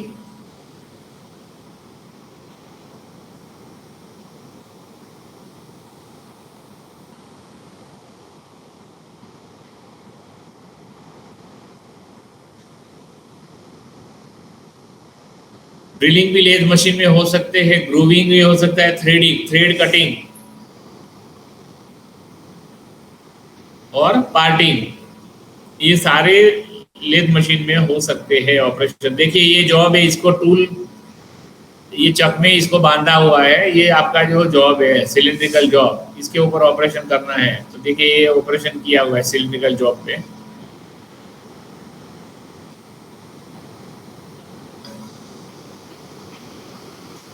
ये देखिए फेसिंग ऑपरेशन है, लेंथ कम कर रहे हैं, इतनी लेंथ कट हो रही है, जो डी बताया है उतनी लेंथ कम हो रही है। ये आपका जॉब है, ये आपका टूल पोस्ट है, और ये आपका जॉब है, और ये आपका 3 जो चक है या 4 जो चक है, इस तरह का।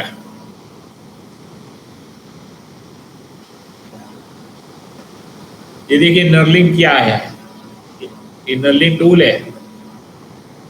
इसकी जो इंप्रेशन होती है वो जॉब पे गिर जाती है, इसलिए ये नर्लिंग इस तरह होता है। कटिंग नहीं करता, ये इंप्रेशन दबा छोड़ता है उसके ऊपर।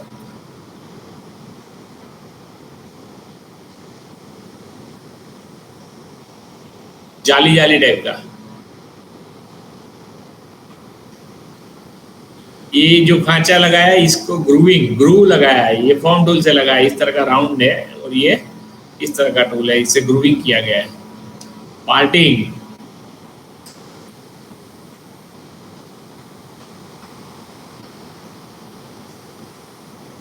ये भी पार्टिंग है।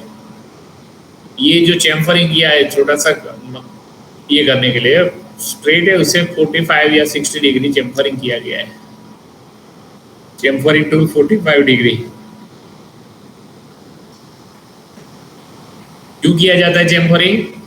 To avoid sharp edges, make the assembly easier, improve aesthetics.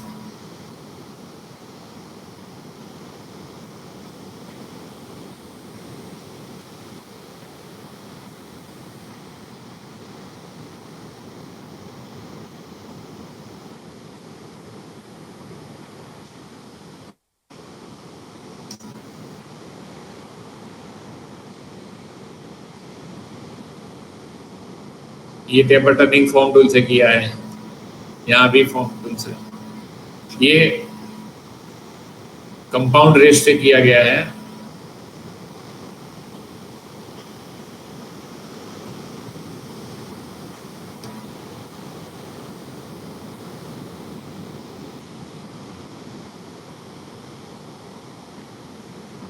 ये फॉर्मूला है कटिंग स्पीड की।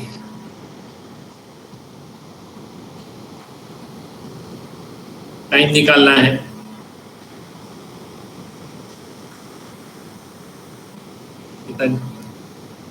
फिर इसी तरह ये मिलिंग मशीन है। मिलिंग मशीन में देखिए, मिलिंग मशीन है, ये इसकी कटर है, ये आपका यहाँ ये टेबल है, टेबल के ऊपर जॉब आगे पीछे करना है और इससे कटर से कट करते हैं।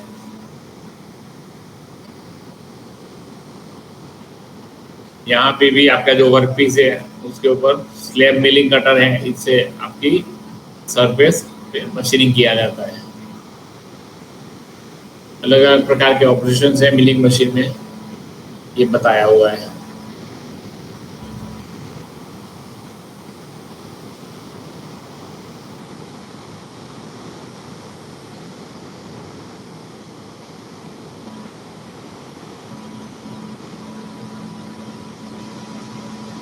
Straddle milling, angular milling, angular cutter से इस तरह का एंगल बनाना है। ये जो आपका वर्क पीस है उस पे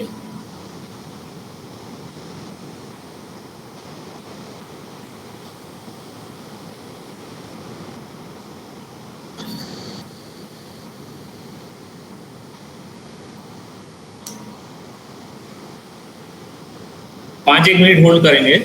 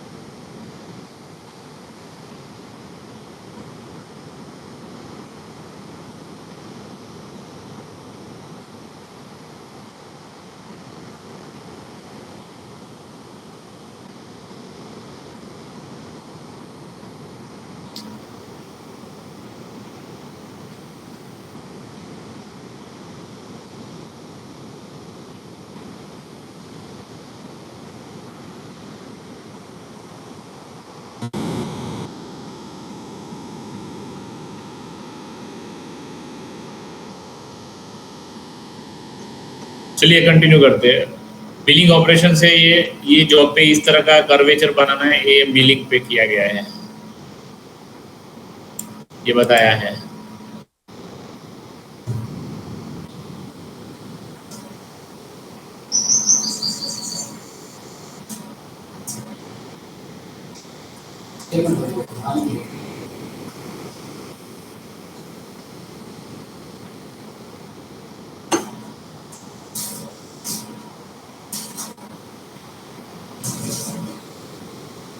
एंड मिल से इस तरह के स्लॉट्स बनाए जाते हैं। वर्कशॉप में आपको इस तरह के ऑपरेशन देखना हो तो देख सकते हैं, जैसे कभी मौका मिले। मिलिंग के ये कीवी कटिंग है। की क्यों यूज की जाती है आप जानते हैं? बताएंगे की कहाँ यूज की जाती है?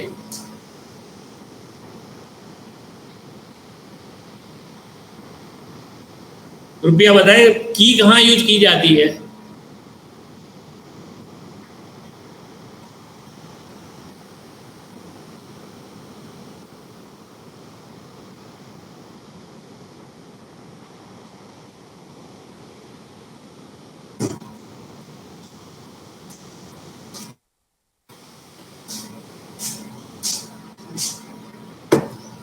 चाबी कहाँ यूज की जाती है? की को चाबी बोलते हैं। की कहाँ यूज की जाती है? किसी भी चीज को लॉक करने के लिए। ये तो अपने इस तरह का हो गया। अब अपना मशीन टूल्स वगैरह में या अपने घर में भी डोमेस्टिक वे में भी देखे तो कोई भी इक्विपमेंट होगा, जैसे फ्लोर मिल है या आप कोई मोटर का जैसे कपलिंग है, तो पावर ट्रांसमिट करने के लिए जो होलो पार्ट होता है, मेल और फीमेल कपलिंग होता है, उन दोनों में स्लॉट दिया जाता है रेक्टेंगुलर। जैसे इसमें ये जो मैंने रखा है ना, इस तरह का मान लीजिए स्लॉट है, उस स्लॉट के अंदर आपको रेक्टेंगल, स्क्वायर, इस तरह की अलग अलग की आती है। वो की आपको डालनी है, फंसानी है, ताकि क्या है, मेल फीमेल का पूरा जो कॉम्बिनेशन है, जो मशीन पार्ट्स है, वो उसको लॉक करके घुमा सके। ठीक है ना?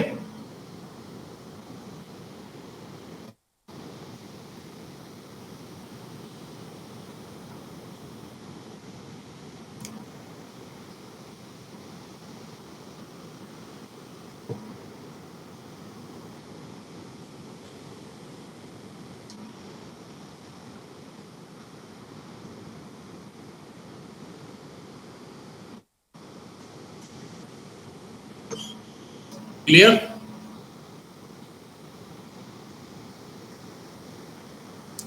ये देखिए गियर कटिंग है, दिख रहा है ना गियर कटिंग?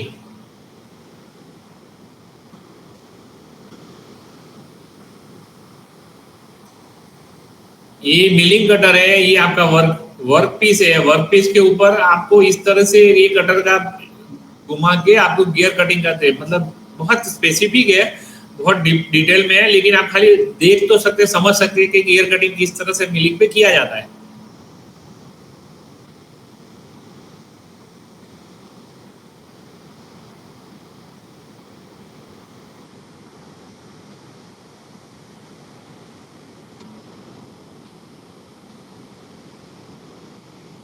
बहुत सारी वेराइटी है, आपको इतना सब्जेक्ट पॉइंट ऑफ व्यू ठीक है।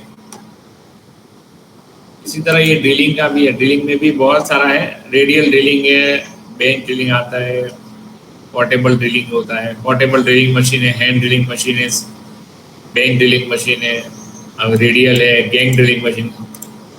जैसे कोई एक साथ ही 8 होल करने हैं तो मास प्रोडक्शन के लिए गैंग ड्रिलिंग मशीन का प्रयोग किया जाता है। आपका एक ही साथ सब होल हो जाएंगे अलग अलग साइज के, जहां जहां रखना है उस हिसाब से उसका डिजाइन किया जाता है। बहुत सारी रिक्वायरमेंट के हिसाब से आपका ड्रिलिंग मशीन का यूज किया जाता है। पोर्टेबल ड्रिल जैसे अपने हाथ में लेके घूमते हैं, छोटी सी, वही वाली है। ये देखिए आप, ये भी ड्रिलिंग मशीन अपने वर्कशॉप में यूज होती है, सेंसिटिव टाइप है। बेंच ड्रिलिंग भी है, ये रेडियल ड्रिल भी है। यहाँ ड्रिल आपको फंसाना है स्पिंडल पे और यहाँ जॉब लोकेट करना है। आप ऊपर से ड्रिल करो, ये हैंडल घुमाओ, आपका ड्रिल हो जाएगा। ये रेडियल ड्रिलिंग मशीन है, इसमें जॉब फिक्स रहेगा, ये आगे पीछे कहीं भी होगा तो एक ही बार बांध लिया, अलग अलग जगह इसको घुमाना है तो आपका रेडियल आर्म को सेट करके आप ड्रिल कर सकते हो।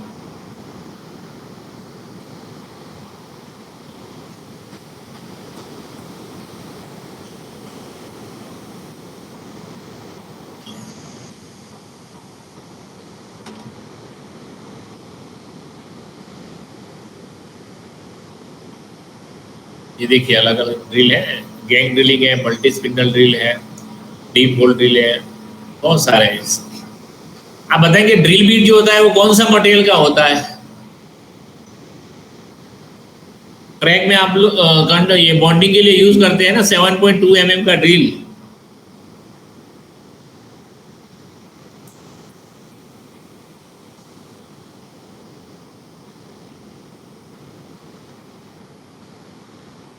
ड्रिल का मटेरियल क्या होता है?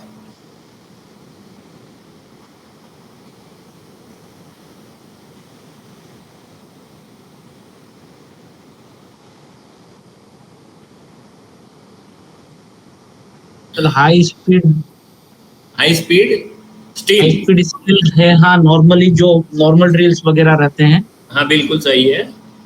और जो कुछ हेवी वर्क के लिए रहते हैं उसमें डायमंड वगैरह भी यूज होता है। यस बिल्कुल बिल्कुल, आगे आगे इस तरह के पॉइंट्स आते हैं। हाँ हाँ सही है सही है।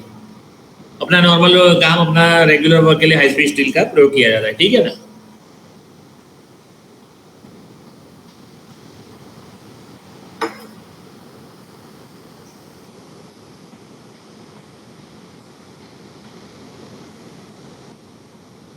ये इसके अलग अलग डिवाइसेस है, वर्क होल्डिंग डिवाइस है।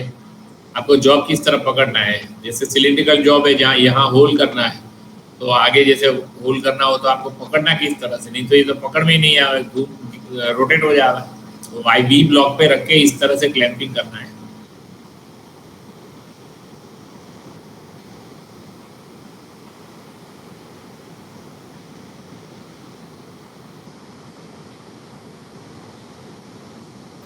ड्रिल का पीछे का जो पोर्शन आता है ना, आपने देखा है ना,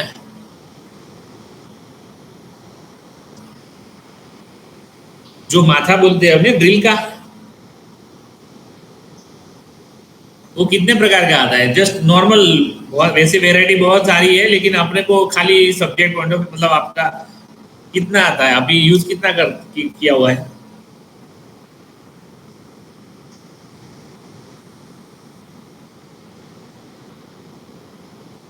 जो शैंक आता है, जो पीछे का जो पोर्शन होता है जिससे वो स्पिंडल के साथ कनेक्ट होता है, वो किस प्रकार का आता है? अच्छा एक बात बताइए, 7.2 mm का ड्रिल करते हैं, रेल बॉन्ड मशीन में आप ड्रिल को लगाते हैं, फिर वो बोल्ट को टाइट करते हैं, वो ड्रिल कैसा होता है? उसका शैंक कैसा होता है?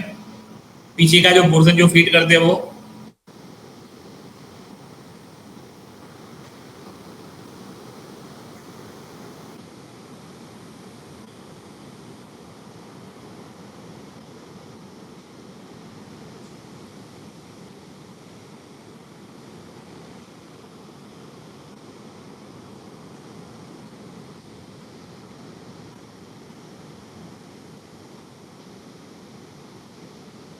चक होता है ना, चक के ऊपर टाइट करते हैं ना, जो बोल्ट से टाइट करते हैं, या फिर आप मानो कि छोटे मशीन में हो तो चक से वो ड्रिल टाइट करते हैं, सीधा आता है ना, स्ट्रेट शैंक होता है।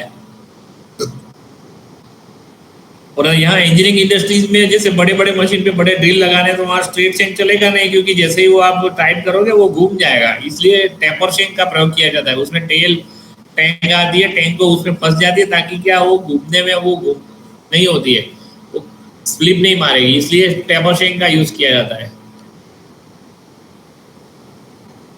ये रीमर है, रीमर फिनिशिंग होल के लिए। काउंटर बोर क्यों यूज किया जाता है?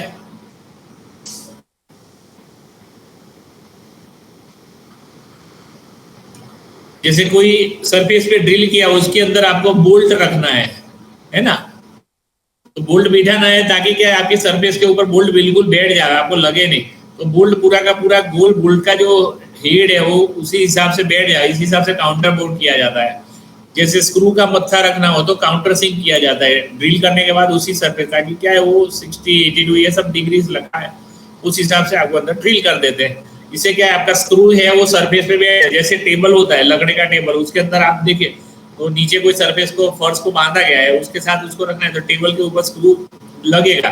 तो अगर आपने काउंटर सिंक किया हुआ है तो वो क्या है, ड्रिल का जो स्क्रू लगा है वो स्क्रू बिल्कुल आपकी जो सरफेस है, फिनिशिंग सरफेस, उसके अंदर चिपक जाएगा, इससे बाहर नहीं रहेगा, ताकि आपको चोट नहीं लगेगी। ठीक है ना।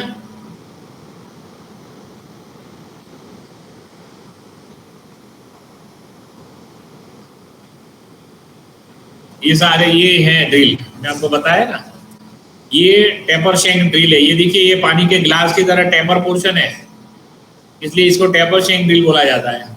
जो पीछे का जो पोर्शन है शेंक वाला वो टेपर है, यहाँ जो डायमीटर है और यहाँ जो डायमीटर है उसमें फर्क है, टैंक है, ताकि क्या है आपको उसमें फंस जाता है ड्रिलिंग मशीन में, ताकि ट्विस्ट होने में सहायता मिले।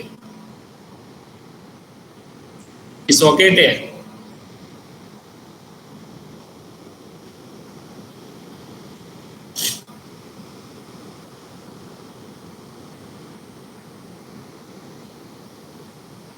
ये ड्रिल है, ये रिमर है। रिमर है ड्रिलिंग के, ड्रिल में क्या है आपका जो जॉब बनता है वो रफ क्वालिटी का होता है। जो ड्रिल होल होता है वो जैसे 7.2 का करना है तो आप मान के चलिए 7.2 नहीं होगा, 7.2 से ज़्यादा ही होगा एग्जैक्टली। तो पॉइंट में देखा जाए तो 7.25 होगा, 23 होगा, इस तरह का 26 भी हो सकता है अगर ड्रिल आपका थोड़ा ऑब्लॉन्ग होता है। तो ये कोर्स क्वालिटी, रफ क्वालिटी के लिए ये ठीक है, लेकिन जहाँ आपको फिनिशिंग चाहिए तो वहाँ 7.2 है तो टॉलरेंस रहेगा प्लस और माइनस 0.02। तो आप मान लीजिए कि रिमर का यूज करना है आपको ड्रिलिंग करने के बाद, आपको 7.18 या 17 का ड्रिल करना है, उसके बाद में आपको 7.2 का रिमर चलाना है तो आपको 7.19 से 7.21 तक की सरफेस फिनिश मिल जाएगी। बहुत एक्यूरेट रहता है और फिनिशिंग होता है इससे। ये देखिए काउंटर बोरिंग किया हुआ है, आपको बोल्ट का माथा इसमें सेट हो जाए, जैसे ये निकाल देंगे, ये सरफेस में बोल्ट फिट करना है तो आपका बोल्ट यहाँ आ जाएगा और ये जो आपकी सरफेस है उसको कोई नुकसान मतलब ऑब्स्ट्रक्शन नहीं होगा। इसी तरह काउंटर सिंकिंग है, स्क्रू का मत्था आ जाए। ये टैपिंग किया हुआ है, टैपिंग जानते क्या होता है?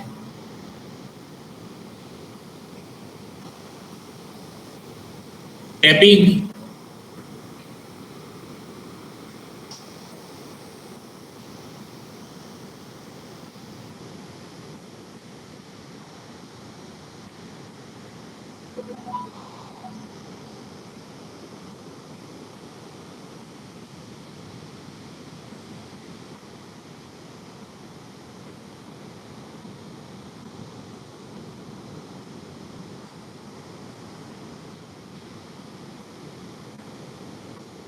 टैपिंग ऑपरेशन क्यों किया जाता है? थ्रेड गिराने के लिए, जैसे ड्रिल करना है, ठीक है ना। तो मान लीजिए आपको एक प्लेट है जिसके अंदर आपको एक 33 mm का बोल्ट टाइट करना है, तो आपको वो प्लेट में ड्रिल करना है। ड्रिल करने के बाद उसके अंदर आपको टैप घुमाना है।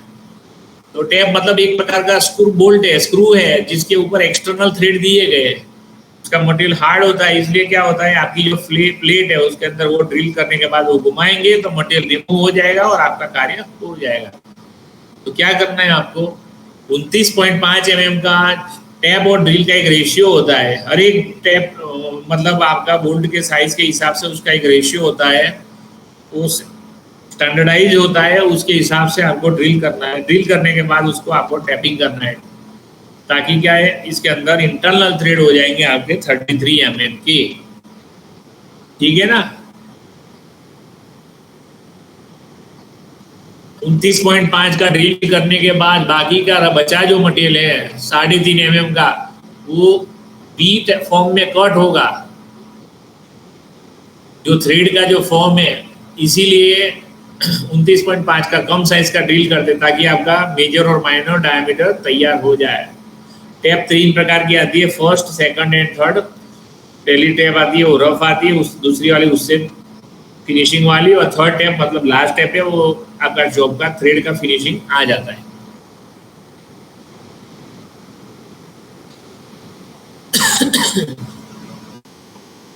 किसी को कुछ पूछना हो तो बताइए।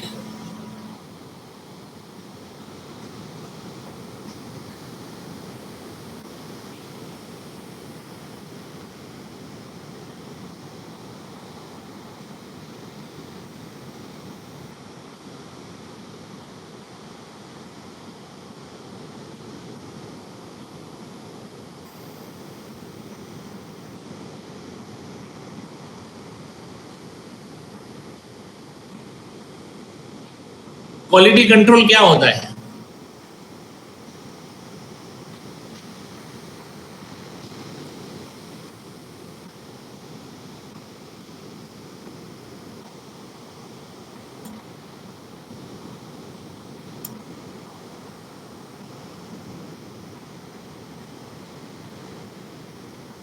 What is quality? क्वालिटी क्या होती है?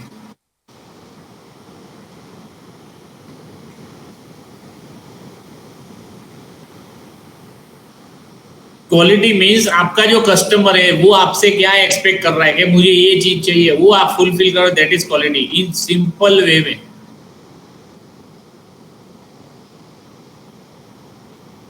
क्वालिटी में आपकी प्रोडक्ट आ गई, आपके प्रोडक्ट के रिलेटेड सर्विसेज आ गई। जैसे आपने अच्छी प्रोडक्ट सप्लाई की है, सप्लाई करने के बाद आप अच्छी सर्विस दे रहे हो, आपका मैनेजमेंट के साथ जो भी कोई डील कर रहा है या आप रिप्रेजेंटेटिव्स हैं वो डील कर रहे हैं पब्लिक के साथ, जहाँ जहाँ आपके कस्टमर्स हैं, तो वो अगर सेटिस्फाई होते हैं तो बोला जाता है कि आपके ओवरऑल क्वालिटी आपकी ठीक है, अच्छी है, सही है।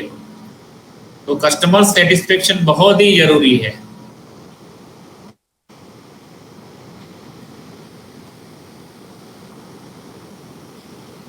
Inspection and testing of component. Inspection कैसे किया जाए? इंस्पेक्शन क्यों किया जाता है? जैसे अपना इंजीनियरिंग इंडस्ट्रीज है, इसमें रो मटेरियल आया है। जैसे आपने मान लीजिए कि आपको ग्राउंड कनेक्शन बनाना है, 32 mm का डायामीटर वाला रोड यूज करना है। 32 mm का डायामीटर जो ग्राउंड कनेक्शन बनाने में यूज करना है, आप बाहर से रो मटेरियल मंगवा रहे हैं। IDSO ने कुछ स्टैंडर्ड ड्राइंग्स बनाई हुई है, उसमें मटेरियल के स्पेसिफिकेशंस लिखे हुए हैं, उस स्पेसिफिकेशंस में कुछ IS नंबर वगैरह लिखे हुए हैं, IRS स्पेसिफिकेशन लिखा हुआ है। वो स्पेसिफिकेशन में आपको उस हिसाब से आपको रो मटेरियल इंटेंट करके मंगवाना है। जो मटेरियल आया है वो ड्राइंग के हिसाब से मटेरियल आपने मांगा, उसको फिर काटना, तोड़ना, फोड़ना वो सब प्रोसेस करेंगे। लेकिन रो मटेरियल जो आया है उसकी क्वालिटी चेक करनी है, उसका इंस्पेक्शन करना है कि अपन ने 32 mm का मांगा है तो क्या 32 का आया है या 50 mm का तो नहीं भेज दिया उसने गलती से, गलत मटेरियल तो नहीं भेज दिया, 30 mm 29 mm का तो नहीं भेज दिया, 30 का तो नहीं भेज दिया। तो मटेरियल का आपको लेंथ जो भी आपने मांगा है इंडेंट में, उसके हिसाब से उसकी length, diameter, mechanical properties, chemical properties, ये सारा आपको मटेरियल टेस्ट करना है। फिजिकल तो आप यहाँ देख पाएंगे वर्कशॉप में। अगर ज़्यादा चेक करना है तो लेबोरेटरी में हम लोग टेस्ट कराते हैं। NABL लैब होती है जो बिल्कुल प्रमाणित होती है, वहाँ जाके आप अपना मटेरियल का सैंपल दे दो उनकी रिक्वायरमेंट के, वो लोग अलग अलग टेस्ट करते हैं।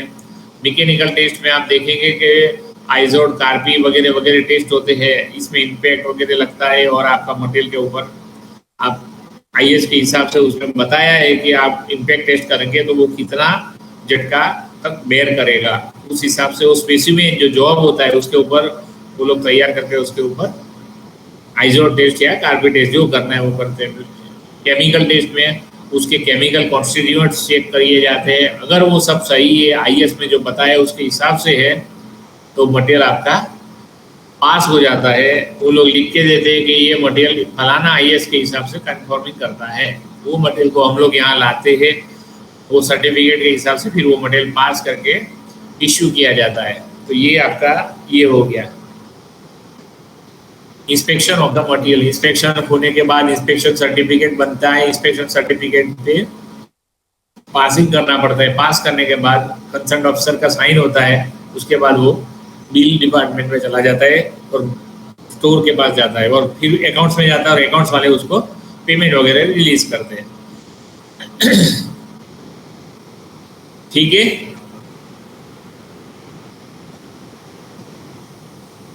टेस्टिंग मैंने इसी में बता दिया आपको, टेस्टिंग ऑफ कंपोनेंट।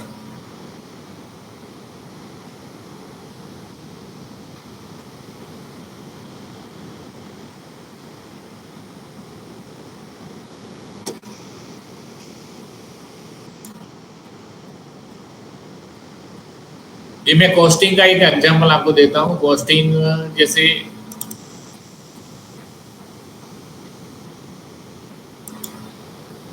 ये हम लोग feed and forget bond wire बनाते हैं 5 मीटर का, उसका कॉस्टिंग किस तरह से। तो देखिए आप, ये रो मटेरियल कितना 5 मीटर के लिए इतना वायर यूज होता है। आपका ये बॉन्ड पिन है,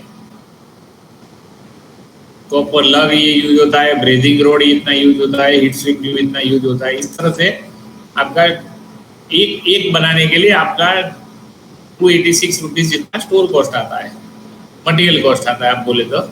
अब उस मटेरियल कॉस्ट, अभी इसको बनाने के लिए शॉप नंबर 1 जिसका कोई रोल नहीं है तो 0 आवर्स दिया जाता है, 2 का कोई रोल नहीं है, 3 और 6 में कार्य होता है। 3 नंबर मतलब मशीन शॉप, और 6 नंबर बोले तो smithy shop, sheet metal shop, fabrication shop, जहाँ पे ये ब्रीथिंग कार्य होता है। तो एक बनाने के लिए उनको 0.2 आवर्स चाहिए, इनको 0.5 आवर्स चाहिए। उस हिसाब से उनका लेबर कॉस्ट, इसको मल्टीप्लाई करेंगे तो आपका लेबर कॉस्ट आ जाएगा। लेबर कॉस्ट के बाद आपका आएगा ये labour on cost. On cost charges है जो इनडायरेक्ट लगते हैं, डायरेक्ट मटेरियल के साथ जो वर्क करते हैं, जैसे उस तरह के जो चार्जेस एलओसी में आते हैं।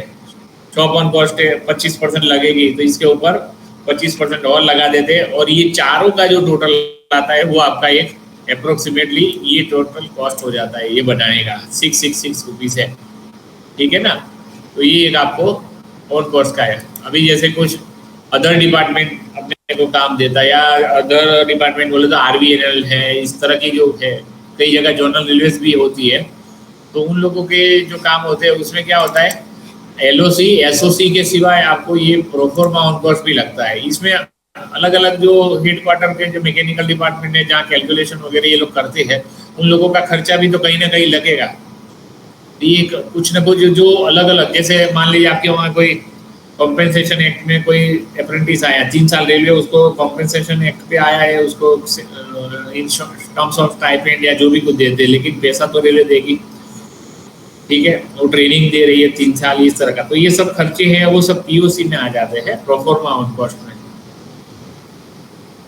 तो आपको मेन ये बनाने के लिए आपका रॉ मटेरियल का कॉस्ट है ₹300।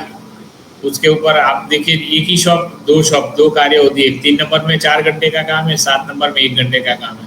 तो ये काम के हिसाब से इसको इतना पर आवर्स ₹रुपीस दिया है। उसके बाद ये लेबर ऑन कॉस्ट है, SOC उसके ऊपर 25% लगेगी लेबर कॉस्ट पे, तो ये आपका आ गया 264। फिर ये इस पे एक एडिशनल चार्जेस ये बताया है proforma on cost, POC, proforma on cost यही है, मैंने आपको बताया। अलग प्रकार के चार्जेस जो लेवीज होते हैं वो इसको आपको डालना है। ये एक्चुअली वर्कशॉप नहीं मानता है, ये एक्चुअली अकाउंटिंग प्रोसीजर है, इसलिए आपको ये चार्जेस देना है। इसलिए आपकी ये प्रोडक्ट है, वर्कशॉप को तो ये ओरिजिनल ये कॉस्ट है ना, ये भी आप माइनस कर लीजिए, तो ये आपका सीधा ₹1585 तो सीधे इनडायरेक्ट हमारे ऊपर लगते हैं। तो वो कॉस्ट इसलिए ऐड होती है, इसलिए थोड़ा सा प्रोडक्ट महंगा लगता है कि दूसरे कहीं के खर्चे हमें हमारे अंदर एड में डाले जाते हैं। समझ रहे हैं आप, मैं बता रहा हूँ वो।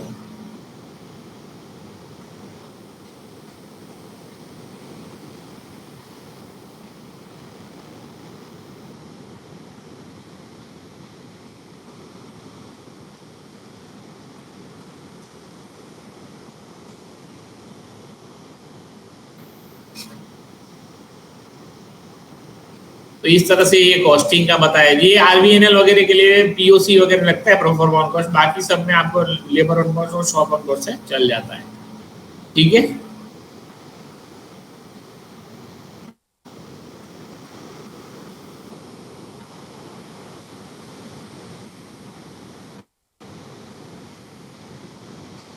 और कुछ पूछना हो तो बता दीजिए।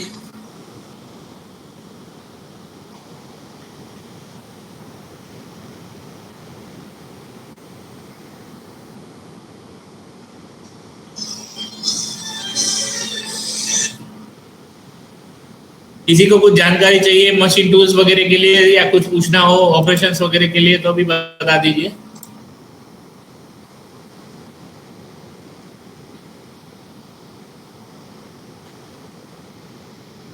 ठीक है।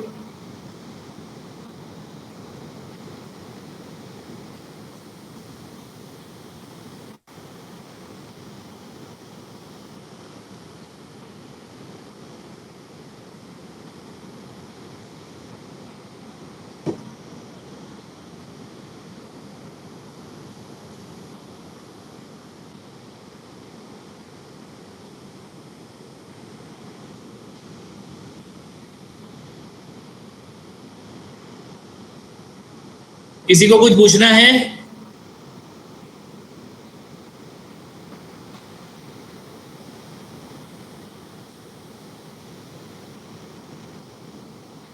नो सर, ये पीपीटी सर शेयर कर दीजिएगा सर। हाँ शेयर कर दिया। जी सर। हाँ हाँ, ये मैंने सभी दिए ही दिए इसमें। अगर कुछ भी चाहिए ना तो मैं जॉनसन साहब से भी बोल दूंगा, अगर एक्स्ट्रा भी कुछ चाहिए तो आप मुझे बता दीजिएगा, तो मैं आपको तैयार करके दे सकता हूँ। ठीक है ना? Okay sir. Okay, thank you very much. Okay.